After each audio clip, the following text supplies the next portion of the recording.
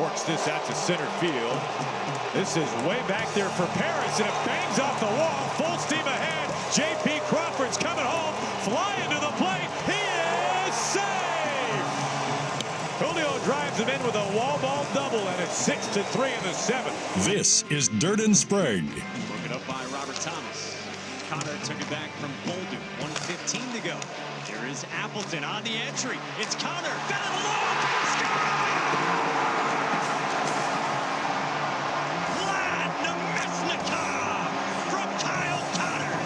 With Andy Dirt Johnson and Brendan Sprague. Doncic, two-man game with Hachimura, drives into the lane, twists the body, missed the layup. Said he got fouled. He's arguing, now trying to get back down floor. Here's Edwards gliding by and lays it in as Minnesota goes by 6. Dirt and Sprague on 1080 The Fan. All right, 6:02 in the Rose City. Time for Dirt and Sprague on Portland's sports leader, 1080 The Fan. Yes, indeed.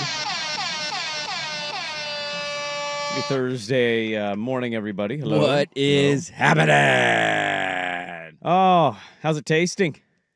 It's tasting delightful. Is it? It's tasting delicious. Yeah. My Thursday morning's off to a delicious start. That's good. What about yours? How's yours tasting? Mine's pretty good. Yeah? I'm not having to eat it quite like you are. What am I eating today? Oh, that Mariner Crow. Oh, that Mariner Crow right out of the gate today. This is the year, man. This is the year. Trident's up, bitch. This is the year. It's is. definitely all going to go their way. This early season run will not be fool's gold. It will continue. They'll build a division lead that they will not let slip through their fingertips. This is the year. That was like their best April since 2003. They're playing great ball right now, man. They're playing fantastic ball. They are. Remember the year they had like a 10-game division lead? Remember that year?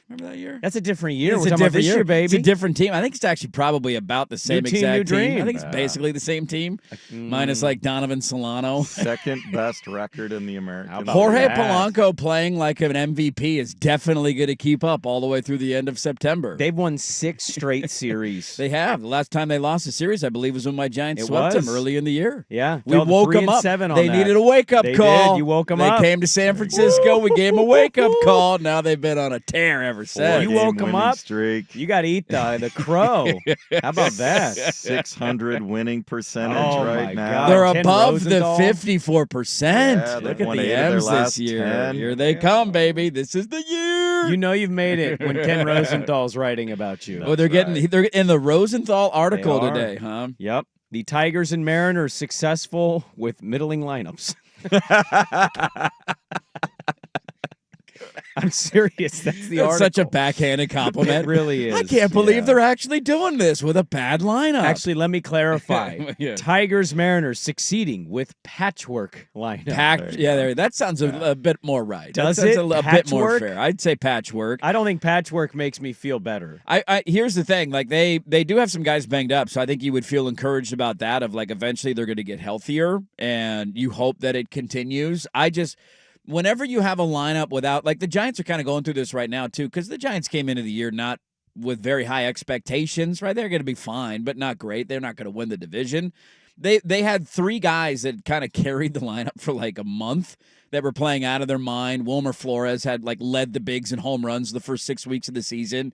And all of a sudden, as soon as 1 or 2 of those guys regress, what happens? You start losing a few games because 2 or 3 guys are kind of carrying the team. That's the only question I would have is how sustainable is the offense when outside of 1 or 2 guys, you don't have a high elite level offensive player.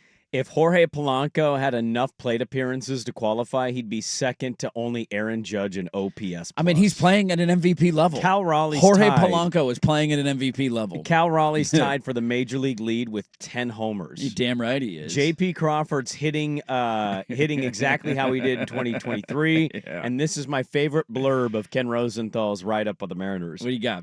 Regression is inevitable for some Mariners, but the team's walk rate is 2% higher than last season. The strike rate's down 3.4%. Those are positive indicators. You're getting on yeah. base more. You're not striking out as much. But can Jorge Polanco keep this up? Good for M's fans, man. You got to have that one moment every regular season where it just draws you fully in. You kind of got one toe in the water. You're not sure. this isn't going to be the year, and then they go on a run like this. Here we go, baby. It's going to be a big season. How long would this have to go? We're now in May. Happy May 1st, everybody. Happy May 1st. Boy, April just flew by, didn't it? That it did, Bob, and it's a long month, too. It is. It's May 1st today. What month, if they keep playing kind of like this, gets them to fully believe in Seattle? Because in Portland, in our Portland area, our Mariner fans down here are a little sicker than the North Mariner fans. I would say so. When we talk to Ian Furness, he's like, nobody in Seattle ever buys it. No, it'll fall off eventually. But down here, they have this kind of run, and like we hear it on the YouTube chat. You guys are wrong. They finally did it. Here they come. This is the real M's. And I'm like, why do the people up north not buy it, but the ones not in the market do? It's a very weird thing. Very weird thing. Maybe it's a borderline thing. Once you're south of the Washington border, you just got a little bit more belief than you do north of the border. You're too far away from it. You're too far away. Yeah. You're not in it every single day. That maybe the belief is just a little bit stronger down here. It is funny. I've been following baseball more this year than I probably have in a long time, like the entire league. Yeah. It is funny to read write-ups and be like, oh, that team's doing that, huh? Look at that. How about that? That team's doing that. No idea. Nobody's watching. Nobody's following day in and day out. But you see the headlines. You see the articles. I said it yesterday. It's nice when your team plays an early day game, although my team did lose yesterday. So did mine. The 1 o'clock game is much nicer when you have all the other things that are going on in the evening. Because then it kind of gives you an all-day sporting event thing. Yeah. When you throw my baseball team in the middle of 2 NBA playoff games and 2 Stanley Cup playoff games, like I'm trying the best I can, but I'm not watching that. There's too much going on right now. I was rewarded for doing a responsible thing yesterday. Look at you. I went to bed at 9:15, and I said, Lakers ain't winning this game. They're not winning this game. Woke up, guess what? Lakers ain't win that game. No better feeling than having a premonition, so trusting your gut, and then waking up and realizing I didn't need to stay up another hour and 20 minutes. I had that too where it was like the third quarter of that game, I want to say ended around 9:15, and I'm like, dude, this is good. It's going to take another hour. They weren't winning that It's game. going to take forever, and all the timeouts and all the commercials. I couldn't do it. The free throws. Nope. It's going to be another hour. And do I really trust them? I did the same exact thing. I pulled the plug, pulled the chute, went to bed. I tried to give that hockey a chance yesterday, and it just didn't reward me much. I mean, I had the same feeling with the Winnipeg game last night. You're like, it's 5-3. They're going to win this game. It's over. It's 9 o'clock. This game's over. You're not scoring 2 goals against one of the best goalies in the NHL this year. Sorry, St. Louis. Thanks for coming. What's funny that you say that. I think the Florida Panthers had 2 goals in 11 seconds 2 games ago. They did. It They can did. happen. That was after Tampa scored It 2 was. goals in 11 seconds the period before. But as Blue No Line, kidding. I didn't know Yeah. that. as Blue Line Brandon would know, Yeah. Jordan Binnington not in net for the Tampa Bay Lightning. Right. Binnington's having a very good year this year. Yeah. He's an I elite was concerned goaltender. going in. It's okay. You can be a little concerned. He's had his ups and downs, but he's been outstanding all season. Well, I tried to tell you guys that the Florida Panthers are the big brother and the Lightning are the little brother. That totally flipped too, because the Lightning Yeah. just won a couple of cups not too long ago. Yeah, it they did. got 2 damn tangs. They stole their soul a couple years ago. They beat them in a playoff series. They did. vanquished those demons, and now they have flipped the roles there. It was a bummer for me. I did an all-home team parlay last night in the NHL, and the Lightning. I thought the Lightning could win that game, but I should have listened to Blue Line Brandon. I didn't trust the intuition of the hockey man on the show, and I should have done that. I would have won my parlay. the NBA dirt, the basketball dirt thing really pissed me off in that Warrior Rocket game. It was a very weird thing too, because I was desperately rooting for the Lakers just for NBA dirt to ride even harder. Like I get a halfway braggadocious night because the Rockets did win the game. Yeah, we split yesterday. But we split. I said both the Lakers and the Rockets would win. And when NBA Dirt's feeling it, he's feeling it, and the Lakers let me down last night. That's what I get for gambling and rooting for the Lakers. Yeah, I mean, look, it's never the easiest thing to root for. LeBron the didn't get Lakers. enough help, man. He didn't get enough help. I mean, he wasn't great in that game. He's also really old. After the game. How are they going to get Giannis? Yeah, How is Rob it's gonna Pelinka happen. going to get the Bucks GM to meet him for coffee and It's go, gonna you know happen. what? You're right. Austin Reeves in I- a second-round pick. I don't want to bid at all with Giannis. I just want to give him to you for whatever crap you're going to give me. They're finally going to pull off the Jason McIntyre, Rui Hachimura trade. Rui Hachimura and a second-round pick for Giannis. It's finally going to take place. What do you think, Colin? Let's do it, Colin. That's a good trade. Rui Hachimura. It's going to go down. It's going to piss me off, man. I don't think we could ever have Jason McIntyre on the show. No, I don't think. Well, one, I would never want him to come on the show. I don't think he was ever invited. I don't think he's on the short list. It's one of those emails you ever get. Any interest in interviewing Jason McIntyre? Like, nah, they got to pass on that one. I didn't see that. Sorry. So tell me about the big lead. What was that like? Yeah, I don't think that website exists anymore. No, I don't think it does. He was on an interview on our station a few years back, and it wasn't our show, but he did the weird thing where he pretend reported. He tweeted something and people took it as reporting. And then when it might have been Dusty's show. Trying to do the Onion thing. They got him on and he was like, well, no, I'm just saying theoretically this could happen. They were like, that's not how at all you. No, that's not the word. And I remember hearing him kind of backtrack out of wait.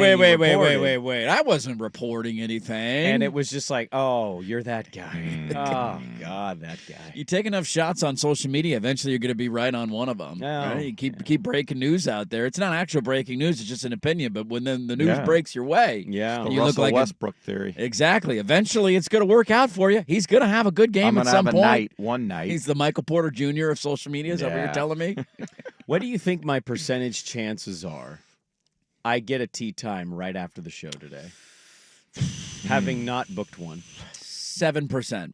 That high, huh? 7%. I already got 7% mine. chance. 342. It's going to be 81 degrees Why today. are you golfing so late? Because my buddy's joining me and he doesn't get off work. He's got a real job. No, that's the thing about our lives, man. It's like, hey, what time can you go? Maybe 10:30, 11 a.m.? But he does have Fridays 4, off, so we're already got 11 a.m. at Rose City tomorrow. There you go. Let me know how the track is. I haven't been out that track in a minute. It's been a while since I played out there. Yeah, I love sending a text to the friend chat asking, anybody want to play golf at 10:30 on a Thursday? Just crickets. Yeah. Oh, that's right. Sorry, my bad. Depends on No, where I'm you not go. actually playing today, just in general. I wish I was playing golf today. No, I was checking my phone. I didn't get that text. Sounds like you're going to play golf today. Where was the invite? I don't have a tea time. Well, let's go find a tea time. I would love to. Honest to God, I'd be willing to forego my lifting session today to just go golf. It's 81 degrees. It's going to rain this weekend. I don't think it is. I think we got nothing but sunshine in the I forecast. think you're a liar. Ooh, I don't know. I think we'll it's see. going to rain this weekend. They call me Weather Dirt, too. I'm NBA Dirt and call Weather you Dirt. Who's my Weather Dirt's what they call widget me. says raindrops Thank Friday you. afternoon. Thank you. I got nothing but sunshine on Friday. Overcast Saturday, I and got then 71 and sunshine sun. from Sunday on. 71 and sun all day tomorrow. I was right. Rain. Yeah, Raindrops Friday. Mark this down, Jason McIntyre. Don't backpedal out of this breaking news. Overcast It's been reported. and cool on Saturday, but no raindrops. Yeah, we'll see about that Sun there, Bob. and 70 on Sunday. I don't have a single raindrop in the next 7 days of my All forecast. right. Well, I don't know and why then you it's guys are on this 83 rain on kick. Tuesday. I have to move crap this weekend for my mom. I'm That's sorry. the worst. That's the worst. Thank you. I appreciate that. Have fun with that. What was even worse is that one of my brothers basically volunteered to spend $60 each to get a truck to move stuff and take to the dump. And I'm like, why? Huh? What? Well, I thought it'd be a nice thing. Like, yeah, why don't you do it? Yeah. That sounds like a great idea. You came up with it. Go I don't wanna for do it. it. Why don't you execute Don't this? let me stop Why you. am I spending my $60? Why am I the don't one? do this. I'm getting a Venmo request here. What the hell? No, I'm not paying you for that. Well, my mom's kind of a hoarder. Yeah. And I mean, I know you guys are probably, oh, yeah, I totally get it. My Bob, too. No. Like lots of stuff. It's Indiana Jones, Temple of Doom getting No, through her house. that I understand. Don't step on something. There's boxes and Yeah. stuff everywhere. Why don't you try to get in that bedroom? Bet you can't. No. No, you're right. I Yeah. can't. Can't get Literally in there. can't. There's just stuff everywhere. It's not a bedroom anymore. It's just a storage facility. There's someone in my extended family that is, yes. It's not like the gross version of the Hoarders No, it's not episodes. gross, There's a but dead it's- cat in your pile. What? What? There's That's a where 3-car Felix was. garage, Mr. and there's Bigglesworth, no where'd you go? cars in that 3-car garage. Yeah. Whoa. Yeah. That's a lot of stuff. It's kind of but that's the situation. The best part about the tough part for hoarders too is the moving absolutely blows. It's horrible. Nobody wants to do The it. problem is you have to go through it because somehow they're attached to it in some capacity. Well, that's what I'm gonna say. The best part about moving is if you're not a hoarder and attached to things, you get it's to a throw away purge. so many things. You're like, Yeah. why do we have this? Why is this here? This has been sitting in the garage for 5 years. Why are we holding on to it? We got rid of so much crap when we moved, and it was such a freeing feeling. But for the hoarders, you can't do that. Well, so I helped her you move. should be able to do it, but you can't. I helped her move some stuff, and she has this I don't even know what you call it, like a table trinket. It's yay big. It's got glass casings on the side and in the middle. It's like some angel picture, like a picture of angels. The glass had a crack in it, and it weighs almost nothing. So I picked this thing up, and I'd say about a foot wide. Yeah. And I go, all right, well, we can throw this away. No. What? What? Why? That's an original? Original what? An original who? Was it a Banksy? She goes, they signed it? I said, that's a copied signature. What, the angel signed it? Who signed it? Jesus himself? The artist. And I go, where did you get this? A garage sale? And you think this has value with broken glass? Where are you going to put it? We don't even know who the artist is. Let me think. She waiting for the Antiques Roadshow to roll I'm through. taking that in, man. She'll never go. Did Randy Jackson happen to autograph it? Who signed that thing? I want to know. Just threw it into her laundry room. Like, all right, then you know what? What am I supposed to do here? I don't know what to do. Yeah, at some point you just throw your hands up. I'm not going to help you move if you're not willing to throw anything away. Well, look, I don't want to get dark on a Thursday. Guess who got to deal with that when you die? Yeah. This guy. Yeah, who's got to go through all that crap? Guess who won't care about it being an original? This guy. That's going to go. It's going to get thrown in the dump at some point. It's either now or later. It's your call here. Well, fortunately, when Papa Swag went on the fifth wheel and the touring in the RV, yeah, went through that. There we go. It was great. Downsized everything. So he's already downsized everything. It's perfect. My uncle, so it was my mom's uncle, be my great uncle. Before he passed away, he lived with my mom for the last year of his life. And he's a very interesting cat. He was in a motorcycle gang. He was a really good guy to us, but he had a past. And he was funny. He was leaving us stuff because he knew he was dying. And he's just like, I'm going to give you this gun. I'm like, I don't want that gun. He's like, well, I'm going to leave it to you. I'm like, oh, damn it. Damn it. Anyways, left a box of photos in my mom's garage. And when I went back to her house, I saw these photos. Do you know what's in these box of photos? I mean, topless ladies at motorcycle rallies. Yes. Just leather-chapped ladies with their up-tops just completely out. Hang those up in Arnie's gym in the garage. Yeah. I want those up on the Some wall. motivation. Yes. Right behind your squat rack. My entire 8th grade girls basketball team went through my garage yesterday. Could you imagine if I did what you said? Brandon, what are these? Their parents dropped them off. Coach, why is this on the wall? I respect women. It's a family heirloom. It's given to me by family. This is equality. That's right. I'm actually a feminist in this, if you look at it that way, Women's rights. Yeah.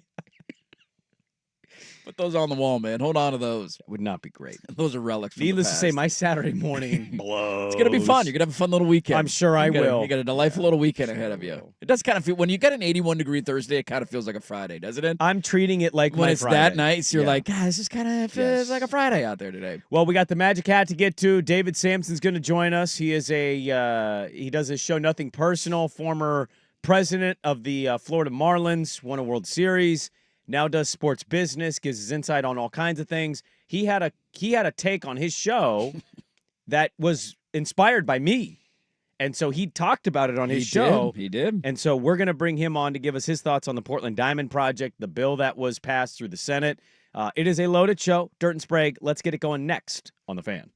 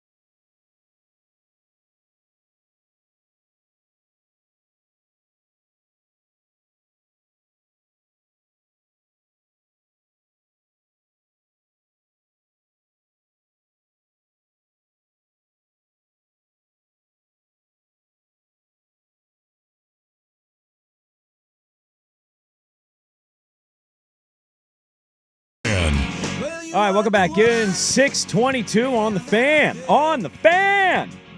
You're getting tea time invites now. Really? Tea time invites. If anybody's playing at Waverly today, hit me up. I'll be down. Anybody got a 10:30 out there? Any P1s out there hitting up Waverly this morning? What do you guys talk about? I mean, I guess twist my arm. Fine. I'll go play. Fine. What do you talk about when it's not football season? Well, we just go on the air and we openly beg for tea times. That is the one thing, like, of all the things that happened at the fan before I got here, the most jealous I've ever been of primetime was when they did their summer Weasel tour. Ropp did his Weasel tour. He did his Weasel tour to get on every golf course in the area and just shouted out a different random. Do we have any listeners that are members here? Yeah, sure. Can I get a tea time? Let's do it all summer long. What a brilliant idea. Why have we not done that yet? You know what's smart about him doing that is he did that, and then he kept all the context. Yes. And now he doesn't need to do that. Now you got a P1 again. who's now a buddy who's a member at the course. Hey, the green's rolling out there. Pretty good. Sure, I'll come out and play. Fine. Yeah, I just got spammed. There's one of our listeners who we used to work with. He just shot me. He just shot me like 3 available tea times. You got three out there? I'm trying to play at a certain. I have a window.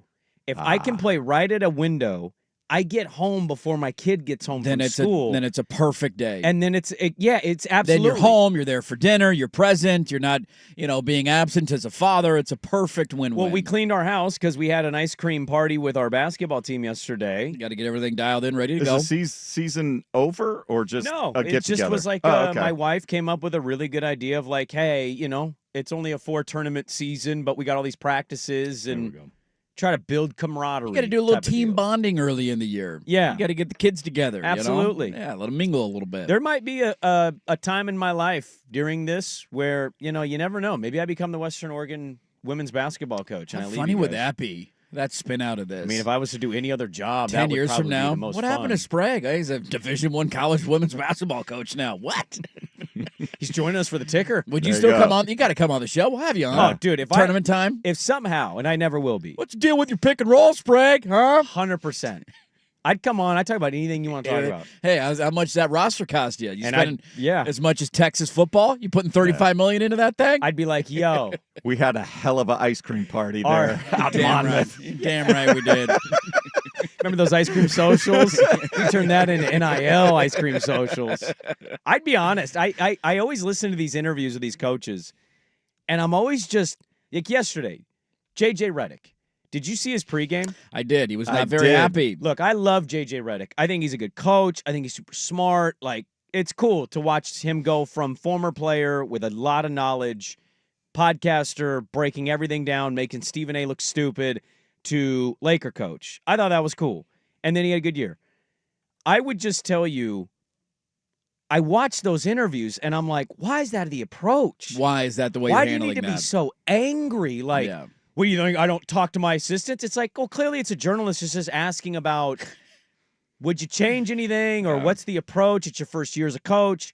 I thought that was actually a very fair question. Hey, why'd you ride these guys into the ground at the end of the last game? You could have said, well, I always go to my assistants for that. But, yeah, I learned from it, and it's first year in the play. Like, I don't know why it's such a bad thing to say, yeah, it's my first year in the playoffs. I'm learning, too. I'm learning a little bit. I was hosting First Take last year. Now I'm trying to game plan for Anthony Edwards in the NBA playoffs. It's a little different, a little more challenging. We're all growing and learning together. It's a process, man. That's one of those, like, you're mad at your dad, you're not mad at me situations. Like that has to just be an overall sense of frustration that gets you to latch on to one question that is asked. It causes you to lose your ass because that was pretty immature for an NBA head coach to essentially take his ball and go home. I just think he's better than that. I mean, he was like for those who miss it, he was essentially asked, like, are you going to lean on your assistant coaches for rotation advice or whatever the question was? And he basically got all hot and bothered and stood up and just left the press conference. That was it. He was like, you don't think I don't? I do that. Why would you ask that? That's so weird. And then he get up and he left. Just left. Like, right in the middle of the press conference. All right, I'm done. I'm not doing this. But see, anymore. like if I, it's easier to say this. Western Oregon head basketball coach Brandon Sprague. No, if you said somehow some weird scenario happened where I worked my way up the ranks, I have a totally different nature of just like, it doesn't need to be contentious and angry. No. And I think it's more fun. I think you build more for yourself by giving more goodwill towards that. You're going to get dumb questions. You are. But why not chuckle at it, give an answer, not be a jerk, and then just move on to the next one? Some of it's timing. I mean, it's an hour and a half before game time, and maybe he's into his game mode. I think that's all it is. But you know that's part of the deal signing up for that job. Every game you got to talk to the Every media game. before the game. There's game. a little scrum every game. I know. Every time you show up to the arena, you got to do that. The point I was making is if I ever was a coach, I'd always, shoot me a text. Yeah. Hey, your center kind of sucks, man. What's the deal with her? She can't grab a damn rebound. You know what you don't see, Andy? You don't see behind the scenes the impact All she the has work on his she's team. putting in the gym. You don't see the hours she's putting in. No, I see her shooting 47% from the free throw line, though. Yeah, we got to get better. We got to get better. There's no way around that. That's bad. It's a bright future. You're hired. I'm giving you the job right now. I think Portland State's still looking for a women's coach. They just fired their coach. I think they'd take anybody right now. It'd be really funny to apply for that. Did they make an announcement? Did they? I saw that they fired her. I'm like, what are the expectations for Portland State women's basketball? What's that job pay? What do you think the salary is there? 90? 90? Yeah, maybe 110?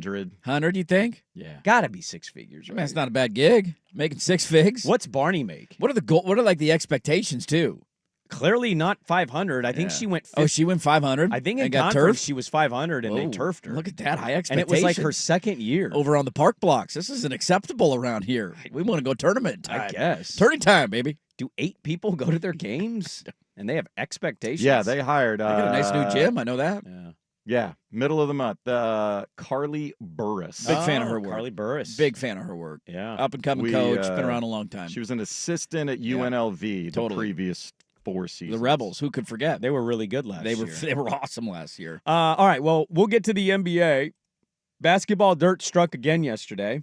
Half of basketball dirt. Yeah, I but it got nailed off that to a great exactly start. right. Basketball You guys dirt clearly didn't listen to No, me. he did. He hit it right. We just don't want to give you credit for it. Okay. Yeah, he hit it, but it doesn't matter.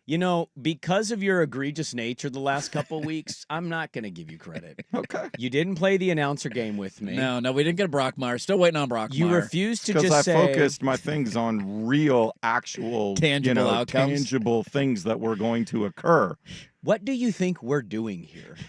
What do you think it is we do here? We are having fun with microphones. 15 hours a day, or a week, I should say. I just wanted an old-timey baseball announcer, and you couldn't even give it to me. I don't have that in me. Yes, you do. He's in there somewhere. He is absolutely buried deep within your soul. Let that little According man to out. you, I am an old-timey baseball announcer. You refuse to I just don't say, need to play a role. I just have to be me. bear mayonnaise by itself on a Sando, I'm out.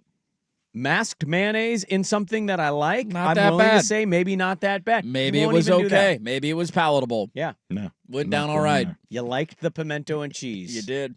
A lot of cheese.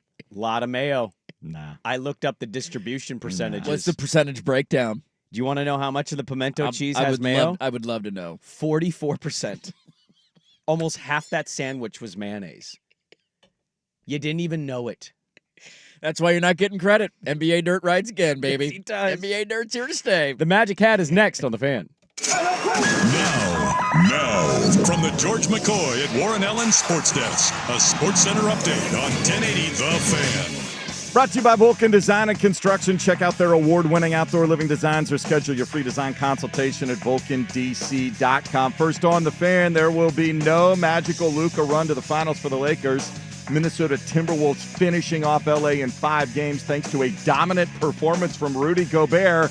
Not kidding. 27 points, 24 rebounds, 103-96 the final. T-Wolves now await an opponent in the second round as the Rockets found their shooting touch back home in Houston to avoid elimination with a 131-116 win over the Warriors, sending that series back to the Bay for Game 6 Friday. Golden State leading 3-2. 2 more elimination games tonight in the NBA. Will start at 4:30 on TNT in Detroit. The Pistons trail the Knicks 3-2. New York won games 3 and 4 in Detroit earlier in the series. Pistons, though, 1.5-point favorites. The Nightcaps in L.A. Clippers trying to force a Game 7. They trail the Nuggets 3-2. Tip set for 7 p.m. You can hear this one on 910 ESPN Portland. Pre-game coverage starts at 6:30. Clips are 6.5-point favorites. The Winterhawks just can't slow down the Chiefs' offense. Even on home ice, Spokane taking a Game 3 of the WHL's Western Conference Finals, 8-5 over Portland. It could be over tonight in Game 4 at Memorial Coliseum. Puck drop 7 o'clock. Tickets available at winterhawks.com while they last. More sports scores and stories in 30 minutes. Jason Swigart from the George McCoy at Warren Allen Sports Desk. Hurt missing work. Insurance companies acting like jerks. Don't call your mom. Call George McCoy at warrenallen.com. Jump back to earlier.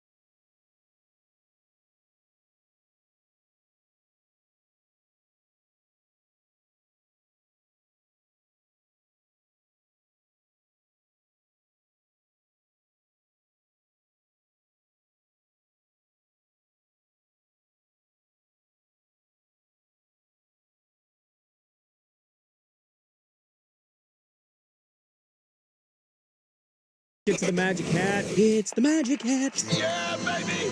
That's what I've been waiting for! Bring it on. Basically, a bunch of topics, and we have no idea where the sports gods want us to go. Okay. Until Swag pulls it out of his magic hat. Hocus pocus, where are you? Now you see me. Now you don't. It's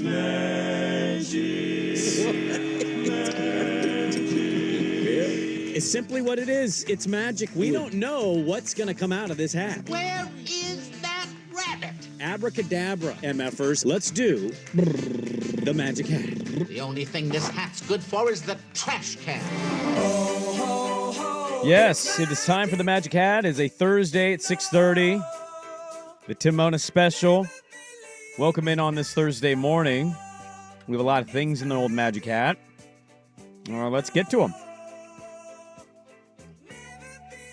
All right, first up, leading off. Four! Yeah. How many times did we yell that last Thursday? Yeah. Is that going to get to him? All right. Nobody ever reacts either because No. you never know where it's coming from when you're on the opposite side of the floor. Everybody just No. does the... You just kind of do the general, like... I don't even do that anymore. I kind of just do the shoulder. Like, don't hit me. What are the odds? What are the odds this is actually going to hit me? You know, not a very good chance. Yeah, unfortunately, this isn't really a funny story. Oh. It's kind of a dark story, and there's more to come from the story. I don't know who's followed this. So there's a guy named Jeff Spearbeck. Yeah. And he is a longtime agent and friend of John Elway. And reportedly, he has just passed away. Now, you might be saying, why does that matter? Well, one, it's sad. But two, reportedly, he fell off a golf cart that was going at a speed fast enough for him to have hit his head hard enough on the asphalt to put him on life support. It has come out that John Elway was driving this golf cart, and I believe it was post them attending a music festival. Yes. Yes, it was in La Quinta, California. Yeah, down in Palm Springs. So we don't have all the details other than that, but John Elway driving a golf cart, best friend, longtime agent, falling out of it while he's driving it, passes away. Yeah, not good. It's pretty awful what's happened there. And I hope nothing more awful comes out of that story than just, hey, he just a tragic accident. They hit a speed bump and they hadn't slowed down, and he just happened to fall out and hit his head. Yeah, or maybe there was too much alcohol flowing through him, and he just fell out of the cart that way, and it wasn't a driver error. Because you're going to investigate this. You have to. The guy's tragically passed away. Yeah. He went, I believe, right after the incident happened. He fell like he was out unconscious, right into a coma. Clearly hit his head really hard. Clearly hit his head. It wasn't something that was like an internal bleed that slowly developed. If you're going at that speed to hit your head that hard, I mean, not just like, hey, I scraped myself or I fell out and I hurt myself. No. That's dangerous stuff, especially when you've been probably boozing all day at a music festival. Just tragic. He's 62 years old, incredibly young. They've been friends forever, agents for forever. Had a business relationship for a very long time. Like, imagine the connection in between the two families and how well they know each other. Yes. And now this happens with the two of them. It's a very tragic story. That there's no winners in this. So one. I didn't see this in the read up that I saw. Can you be charged? If they find out I don't know. I don't know how all that works. I don't know. I don't know if you can be charged criminally, but you could be sued There could be a lawsuit. I mean, for sure. these are like family friends. Yeah. Yes. You know what I mean? So Known I each don't know other if forever. a lawsuit comes from this because I think Elway, I would imagine, like if something happened to Dirt and I was part of it, and I had the means, I would definitely always be helping his wife. He became his manager, I think, in 1990. Yeah. That's how long this relationship goes back. Almost brothers, basically. Almost brothers at this point. Yeah. Sad story. All right, what's next for the Match Cat? Next, his villain arc is complete. His villain arc is complete. Who do you think I'm talking about when I write his villain arc is complete? Dylan Brooks? You would be correct. Here's Dylan Brooks last night on going after Steph Curry's thumb. No, I've been playing the game. Shoot. If you're gonna come play the game injured or whatever you got, it's all about the game. You know, if I had an injured ankle, I would attack that ankle every single time. So, whatever they're saying on the broadcast, they can keep saying it. So basically, you're injured. I'm going to go at your injury. And I want to add to this, the reason I wrote his villain arc is complete. That's my guy! I held a basketball team ice cream social yesterday. My whole team showed up except one player. And I had the Warrior Rocket game on despite it being a 30-point blowout. And every time they showed Dylan Brooks, my team, who largely doesn't watch the NBA, Doesn't follow it that closely. was like, I don't like this guy. Because every time they saw him doing something, he's involved in a little scuffle, a little push, a little foul. A little here or there, a little give and take, And a little push with a elbow. I laughed really loudly. I go, you guys are just discovering Dylan the villain. Dylan the villain, baby. And when my players find out about Dylan the villain, the arc is complete. He is officially the villain. He's officially the villain. He is. There was a slow motion video of him. I think it was in Game 4, where even after Steph Curry shot a three, you could see his hand. He was guarding him, got the hand up, came down with the hand, didn't foul him. But after the shot was away, the slow motion camera sees him like picking up and lifting his hand twice to just essentially try and hit his hand. He's hitting his thumb. Yes. Now, I will defend Dylan the villain in this. We're injured in it. Like, he's just saying the truth out loud. If somebody's banged up in a pregame, you know it. The coach says it. Hey, this guy's got a weak this, or hey, let's try and capitalize on he rolled his ankle. He's not going to be able to move laterally this way. Like, that's a thing that's known in the game plan. He's got an injured thumb. He's out there. I don't blame him. Dylan the villain. That's my guy. Do we have showers here? Do you want to take a shower now? You gotta feel gross. I just won a playoff game again. He was awesome last night too. Big time performance. PTPer. So I think there's a difference between saying a guy is injured, we can go at him, and a guy saying, if you step out there, I'm going to go at the injury. It's fair game, man. If you have a bad hand's ankle, part of the ball. If you have a bad ankle and we're playing basketball, I'm kicking you in the ankle. Right in the shin. I was just going to say you could just try to dribble and make moves and really test the ankle. You don't need to actually hit the ankle. 24 points plus 25 last night out there. Just balling last night. My boy DB. We've got more in the Magic Hat that we'll get to on the other side because Dirt needs to brush his teeth now. It's got to taste disgusting saying what he's saying. Disgusting. Can't wait till this guy lands in Portland. Gives us that physical edge that we need here. That would be the first jersey of a player you've bought since who? That's a good question. I was trying to think. I thought I had a Lillard jersey, but I don't. Brandon Roy, I think, was the last jersey I bought. I bought a Cliff Robinson jersey when he passed away, but that doesn't count. That's a little bit different. Counts. I mean, it counts, but in terms of a current Active player, Blazer. I wouldn't actually buy a Dylan Brooks jersey, but it would be pretty funny. You would be excited if we got him, wouldn't you? I would, yeah. I genuinely would. Yeah. We suck. We're going nowhere. Might as well have a physical edge to us.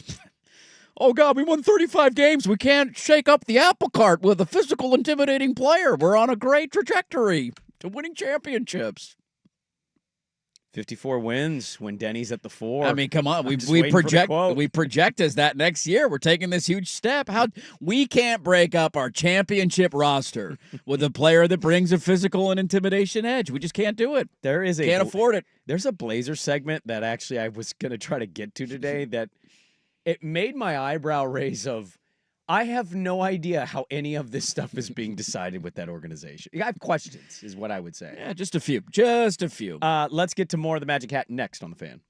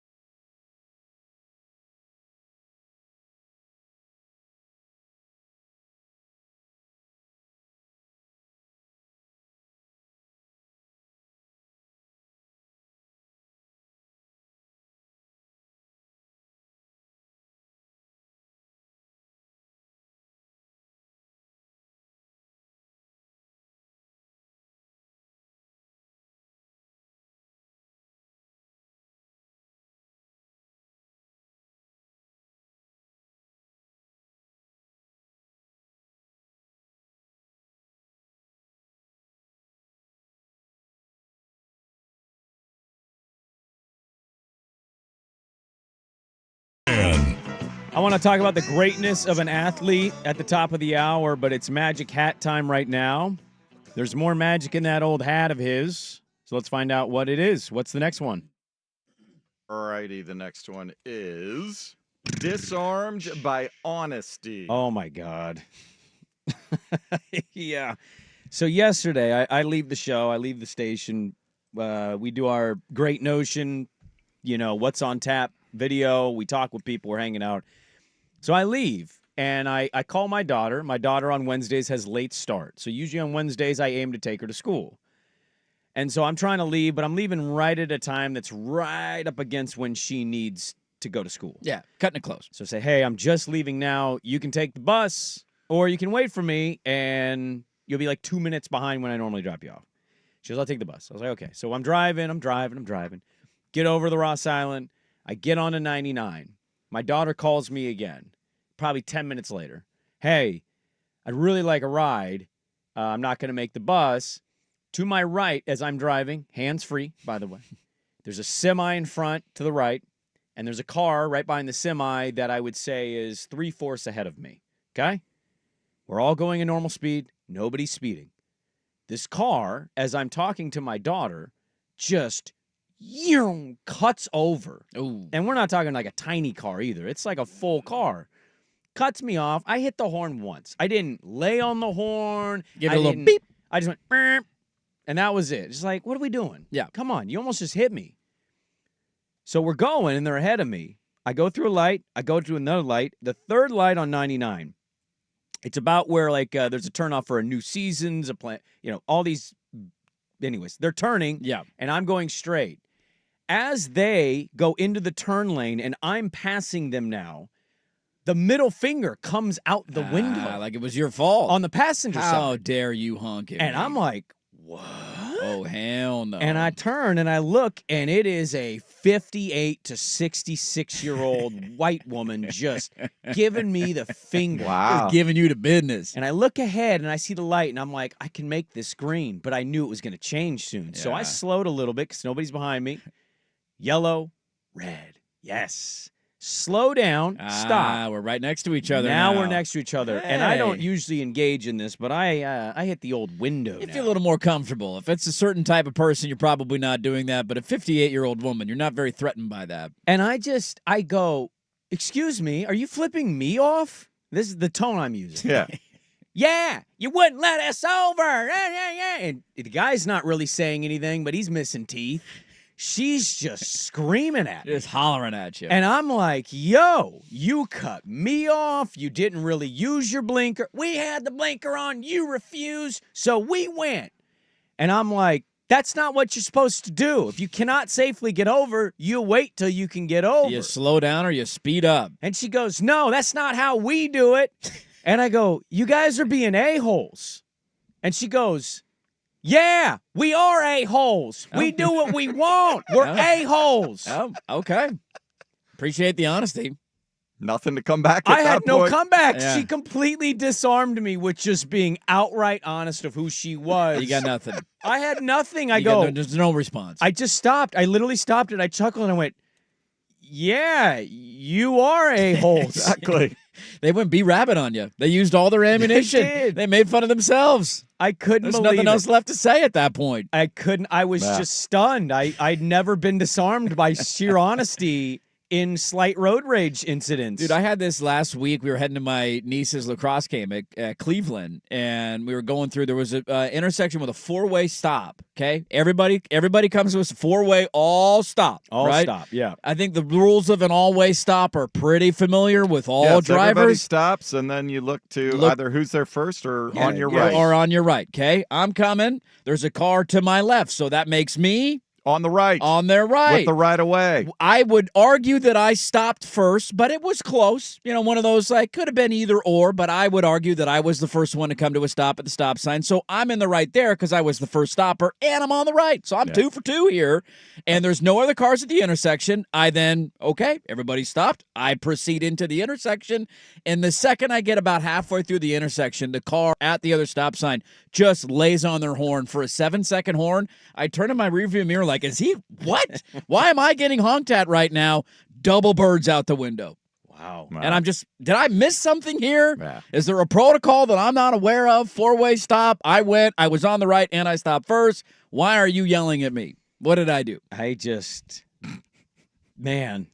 I'm all for, I've said this, like every 10 years, everybody should have to go take the practical driving exam again. And I'd love for it to be dropping, like somebody from the DMV just shows up. Randomly shows up. Just Your like turn. a random drug test. Nope. What was wild Let's about mine go. was this was the passenger. Let's talk about Of course it was. The guy barely talked. Oh, yeah. I mean, I don't know how much he could can't talk. believe he's still married, but He was was missing stuck. teeth. And That's one of those where the wife's dominating that relationship. And Get over. She's yelling at him as he's driving. Fine, there's a car right there, but fine. I didn't want to say it, but I'm just like, you're absolute white trash. Yeah. You look like it. You're acting like it. You sound like it. Have some respect for yourself. This is why I cannot stand driving. But she disarmed me with honesty. Yeah. and There I you had go. no Well, response. That'll happen to the best It's of a them. good thing because they probably don't have insurance. Well, the Yeah. car. See, here's the thing. The car wasn't. It was a nice car. It wasn't bad. Really? If No you would have teeth, saw nice the people car. in the car, you're like, did you steal this? Never believed it. Did you steal that car? Where'd you get that car? All right, we got time for I wanna one see a more receipt here. All right. Titans need some Clippers. Yeah, I want to shout out one of our great listeners who tagged us on Instagram on this. Dirt's never on Instagram really, just to repost his child. So there's a story out. The Tennessee Titans they're getting a new stadium. Yes, they are. They had $500 million in funding. Okay, $500 million in public money. This is the public contribution. And it's just come out that PSLs, the personal seat licenses that you can buy, Right. $10,000. And we're going to talk to Samson about the Portland Diamond Project a little bit today. I want to ask him Blazer ownership question, or just how things are run with an estate, who they prop up a person, even though we know the person doesn't like basketball, questions. And I see the Clipper games, and I know they're choking, but the Clippers took this stance of, we're going to have a section that's affordable. Yeah. And I think there's a breaking point. I was talking to a friend, one of the moms of the girls on my team, and they've lived in a couple different spots. And she said, we used to live in New York, and we used to go to Yankee games all the time in the old stadium in the Bronx. And it was awesome. The vibe, the atmosphere, you could just feel it. People were all classic stadium that Babe Ruth played in. And we went to the new one, and she goes, and this is not some diehard sports fan that knows all sports things. And she goes, you could just feel the difference. Felt corporate. And I go, yeah, it's because they sold out. It went corporate. You're pricing out all the diehards that used to be able to get into the older games. And so I wonder if we're going to reach a point here where more people are on my side of just not going to games because it's never affordable. And honestly, I'd rather just watch other games as well versus paying out of my butt to go to one game a year. Well, I think people will be more along the lines, or they'll work it. I think you'll start to see more teams or more fans like, okay, I've seen them at home maybe. So unless it's a big playoff game or something that's special, but just go to a random regular season game, whatever, to pay, sticker price. They're more likely to say, okay, we want to go on a vacation, and as where we're going, our team happens to play while we're there, then I'll shell out for a different experience. Yeah, I think a lot of fans have already gotten there, to be honest with you. Especially if you have families, it's one thing to be a single guy and you got nothing going on, and hey, let's go to a Blazer game or a baseball game or wherever you're living on a Tuesday night. $10,000, man. That's crazy. To ask for that for season tickets is ridiculous, and I think that's where the NFL can kind of get away with it. That's just the seat license. That's not even the cost of the ticket. The NFL can get away with this a little bit just because of the sport that it is, and this has happened, to be honest with you, in Seattle. Like the Seahawks used to have one of the best home field advantages in all of football. I know we made fun of the 12s, and it jumped the shark a little bit when they started to be good and winning, but that used to be a rowdy, passionate fan base. And what happened was you started winning, and all of a sudden the ticket prices went so high that it priced out the fans who genuinely care about the team.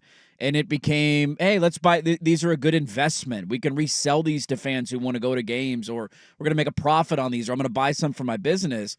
And that's why you get so many games now where the Packers, the Niners, whatever team you want to include is in town, and it's a 60-40 crowd split because so many people are just using them as essentially an investment. And so that's the sad part about it. But I think a lot of fans, it's different to do, say, you have 8 home games a year or 9 home games a year, whatever it is in the NFL, or 81 in Major League Baseball, or 41 in the NBA, It's a much different thing, but I think a lot of fans are already priced out from this and saying it's not worth my money anymore. Well, there's a story out. I might have to go find the website, but I saw it yesterday. A story out about the Commanders' new stadium, which Josh Harris released. It looks awesome. It's state of the art.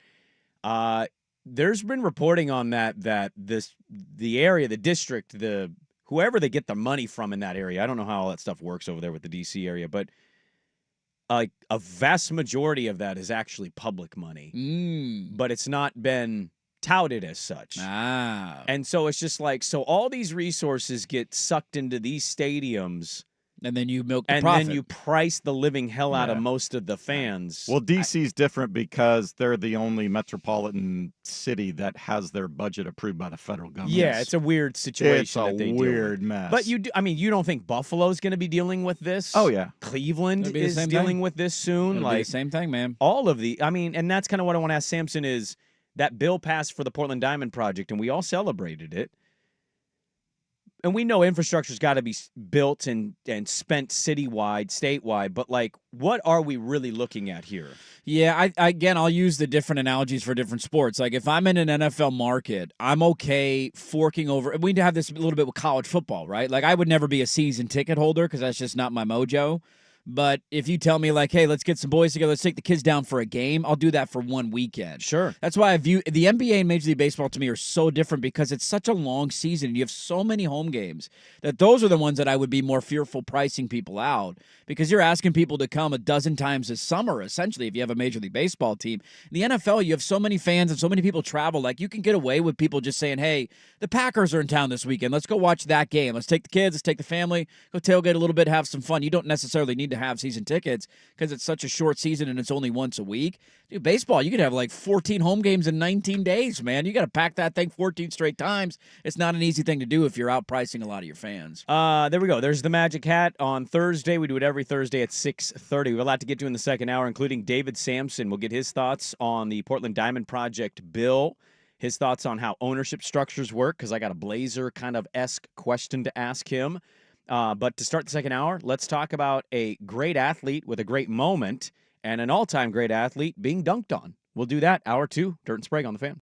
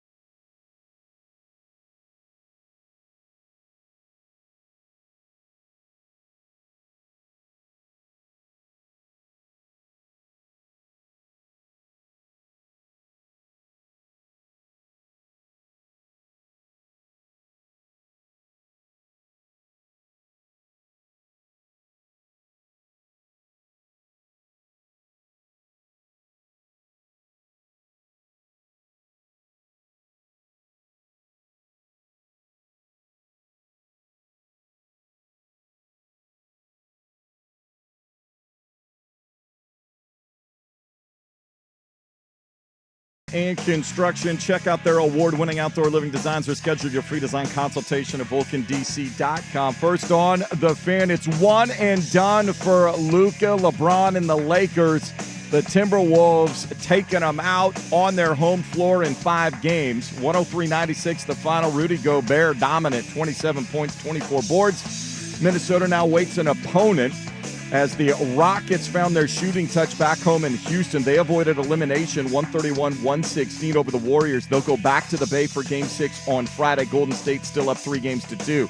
2 more potential elimination games tonight in the NBA. 4:30 on TNT in Detroit. Pistons down 3-2 to the Knicks. New York won both games on Detroit's floor earlier in the series, but the Pistons 1.5-point favorites. The nightcap is in L.A.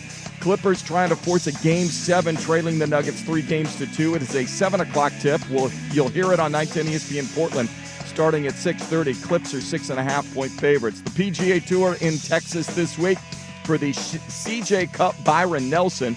Round 1 is underway. Bryce Garnett, Adam Svensson, the early lead, 3 under on the front 9. 2 of Texas's favorite sons, Scotty Scheffler, Jordan Spieth, playing together. They'll tee off at 10:30 this morning. More sports scores and stories in 30 minutes. Jason Swigard from the George McCoy at Warren Allen Sports Desk. Hurt missing work. Insurance companies acting like jerks. Don't call your mom. Call George McCoy at warrenallen.com. It's back. The 11th.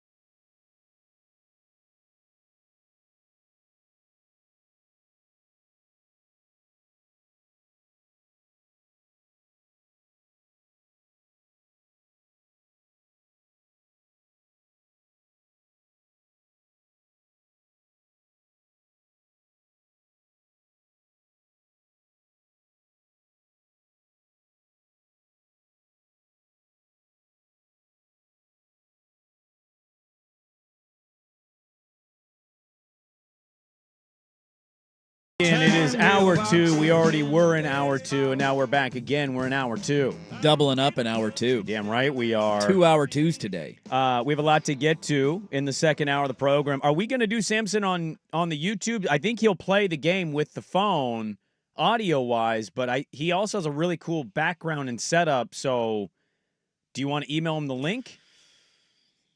You're the producer. You can't be shrugging your shoulders. We're getting hands up here. We're getting hands up here. I don't know if I thought we determined we were just doing the phone earlier before the show. Well, he's got to be called on the phone regardless. Yes. Okay. But I also think he's ready for a YouTube if you want to put him on. He's got a really cool baseball chair that he sits in. You didn't make that clear. He's got a really cool little background. Well, you didn't make it clear what you wanted to do.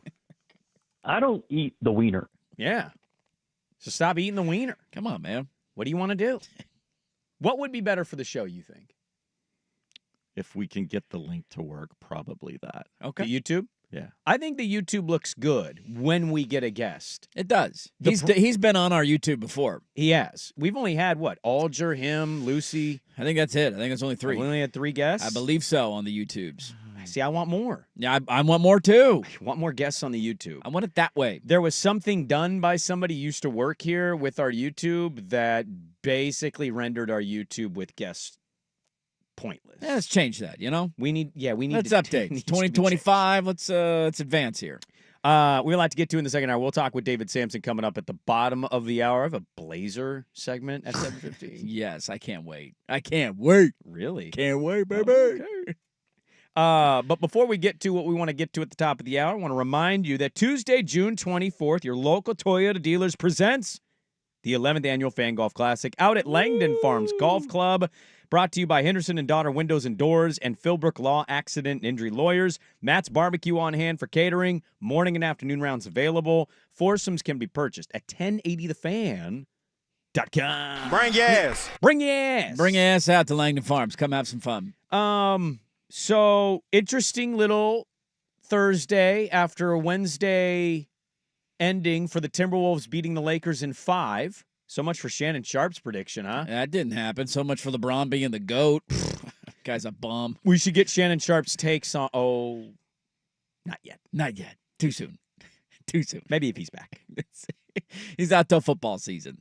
He's taking a hiatus.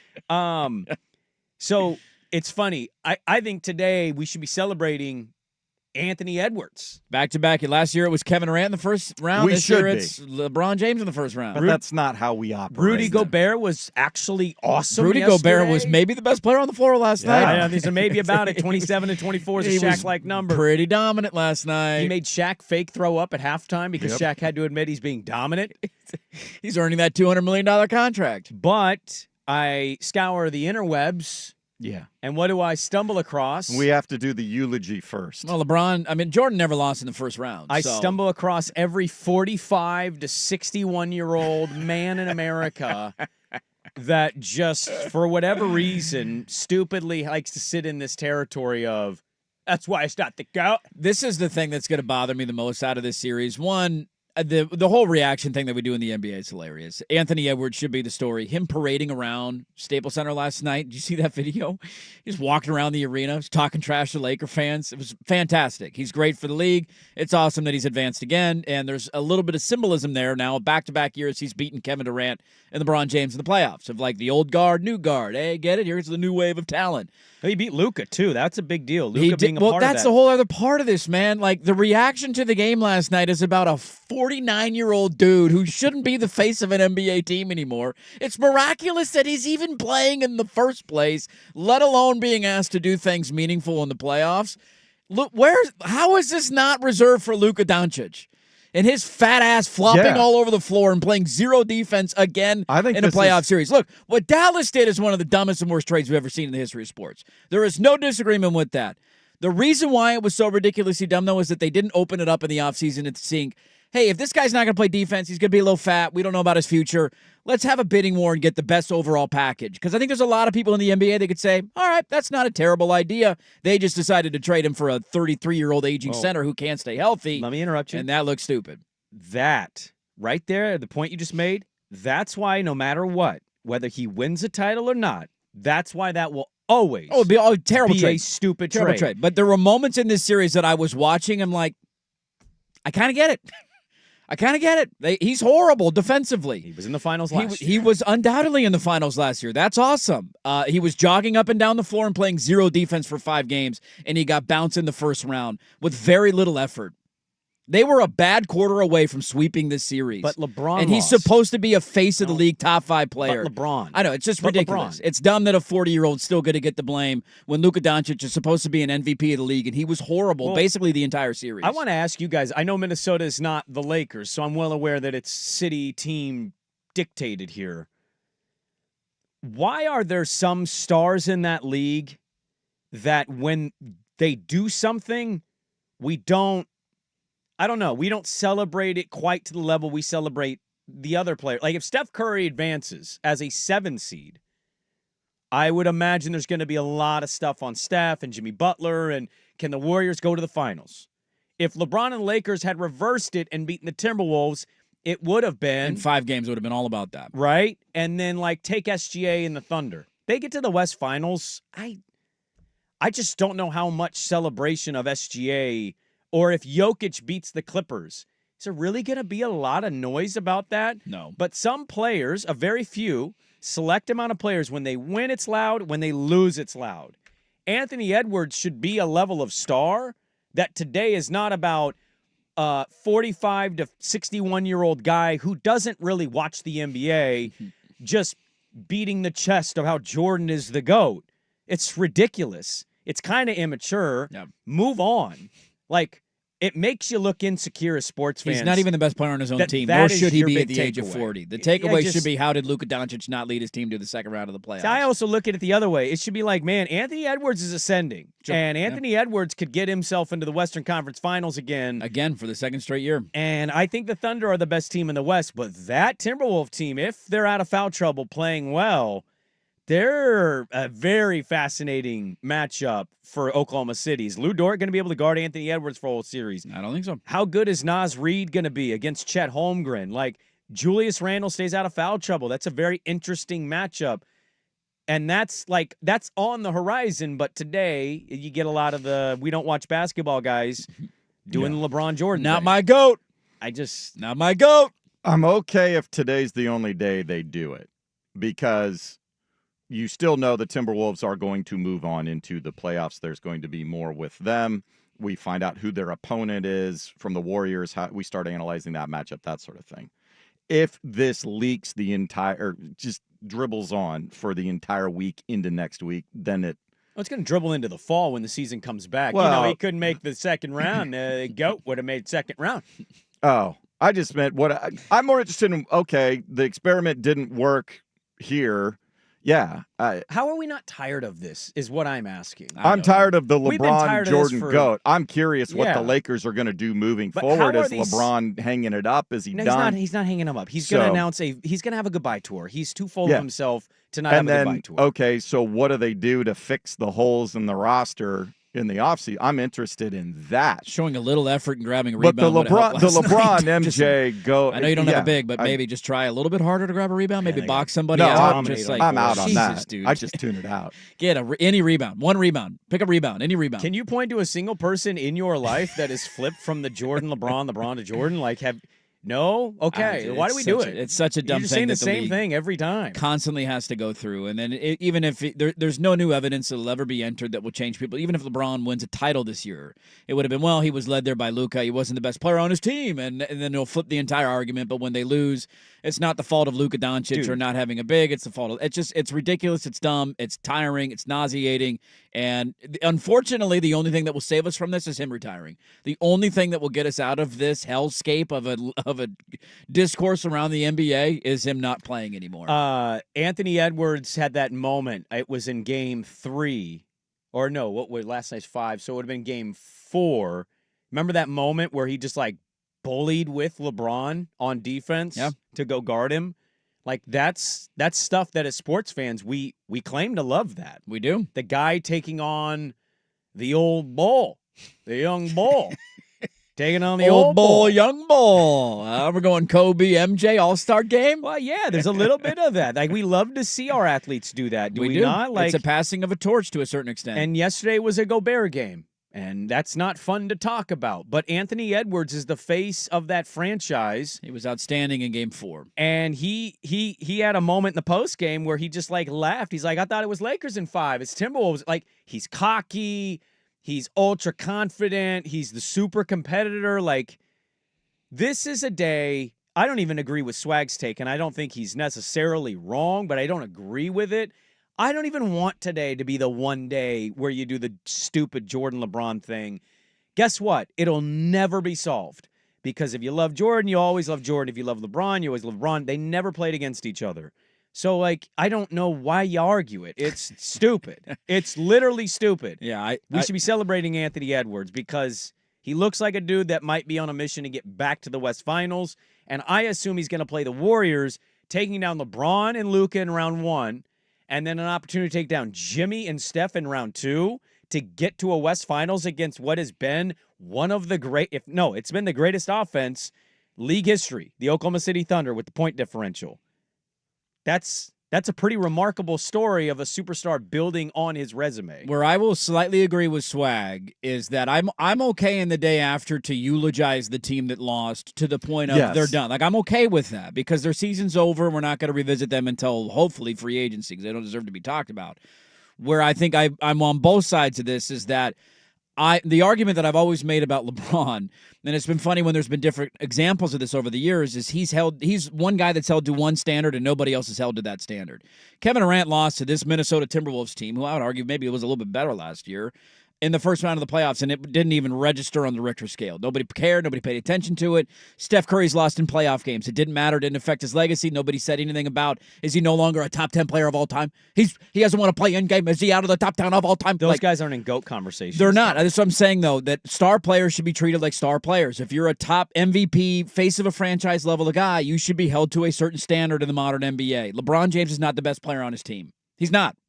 The second you can make an argument.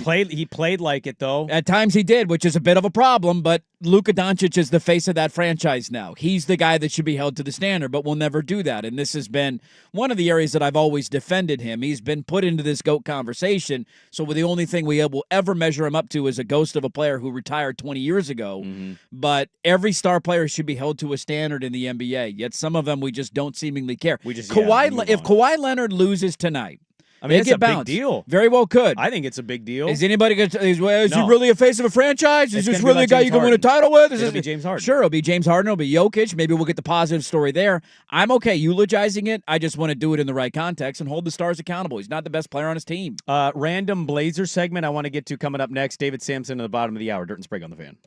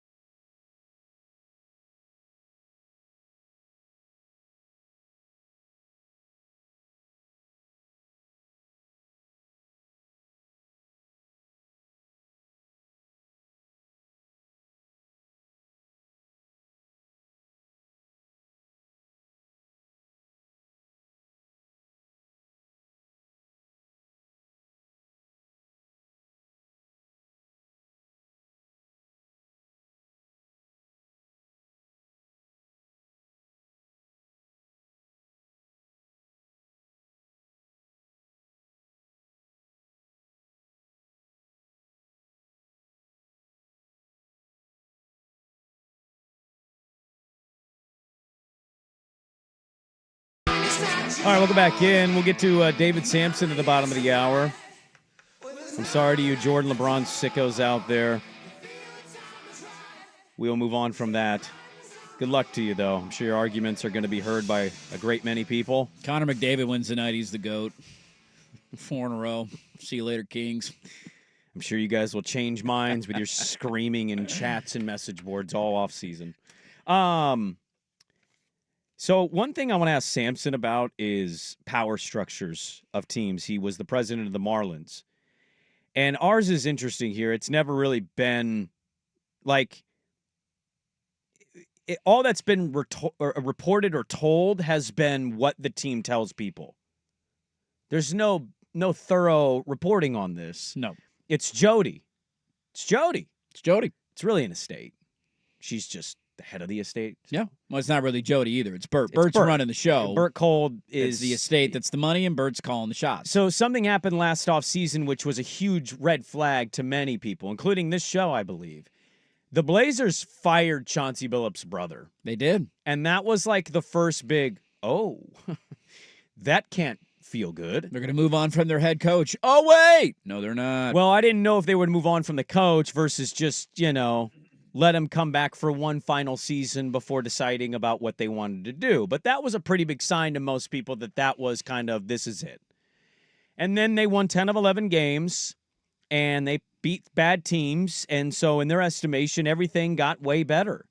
And so they gave Chauncey Billups a contract extension. Usually when the team fires a coach's staff, you saw this in Memphis, it's a big red flag. Yeah. Well, that red flag switched colors. Billups got an extension, and then a couple days ago, it was reported that they fired 3 assistants, one of which was the assistant that was in charge of the defense. I thought the defense was the thing we were touting. Yeah, I'm a little confused by that. Because Chauncey has acknowledged that he's not he's not the defensive guru. Chris Fleming was just brought on, and he was the guy that worked with Scoot, and everybody tells me Scoot got better. Yeah. And Ryan Gomes was an internal, he'd worked with the Blazers for a few years, former player, obviously. And according to the reporting of the Oregonian, there are no set replacements yet. So they just fired him to fire him. So they fired 3 assistants. Not because there was somebody out, this guy's going to be better. We got to move on and upgrade here. Well, what this kind of tells, I don't know, I can't speak for all these assistants. Maybe there's a backstory. Roy Rogers didn't want to be here. So, okay. Sure. But going off what I've seen reported, my takeaway is, well, the guy who had his staff fired from underneath him last year and no say in it, now he's got power back, and he's making the staff changes he wants. He's allowed to call the shots all of a sudden? Well, I'm asking, is this not kind of an interesting back and forth between last season and this offseason and how this stuff is being decided or run? To me, it's the biggest question. Are there no questions by people on this stuff? I mean, there should be. I've been asking a lot of questions over the last complete staff years. Overhaul, a new staff overhaul, especially when things years. Seemingly were working well in the one category that you bragged about in the offseason of why you need to bring the coach back and why the future of the organization is bright. And that is the defensive metrics that you showcased in the second half of the year, which I think were a little misleading, but that's what they're going to tout, and they have the numbers to back them up. And then you fire the main assistant who's in charge of the defense. I'm just very confused by that. He'd been here the whole time. He'd been here the entire time. And I think it leads to this is like the overall overarching, no matter how your opinion is on anything, we don't know who the definitive decision maker and what the definitive goal is for this organization. Is Joe Cronin allowed to call the roster shots, or does Bert Cold get a say? Is Chauncey Billups allowed to design everything he wants to with his coaching staff, or does Joe get a say and Bert get a say? There are a lot of overarching questions about the decision-making process inside this organization that we just will never know because they'll never grant I'm just saying we in terms of fans and media, they'll never grant you the access in order to find that kind of information out. You'd have to get anonymous sourcing to get You would, that and they're not going to give you the information. anonymous sourcing because they're not getting close to Jody Allen. It's just not going to happen. Well, you don't have to get. I don't think you have to get close to Jody Allen to get the scoop of how it's operating. Well, I don't think the GM's going to come out and tell you, actually, I don't have the ability to do whatever I want with the roster. Bert Cold has the final say on all roster decisions. Well, you might not get that kind of intel, but you might get more intel that it's not.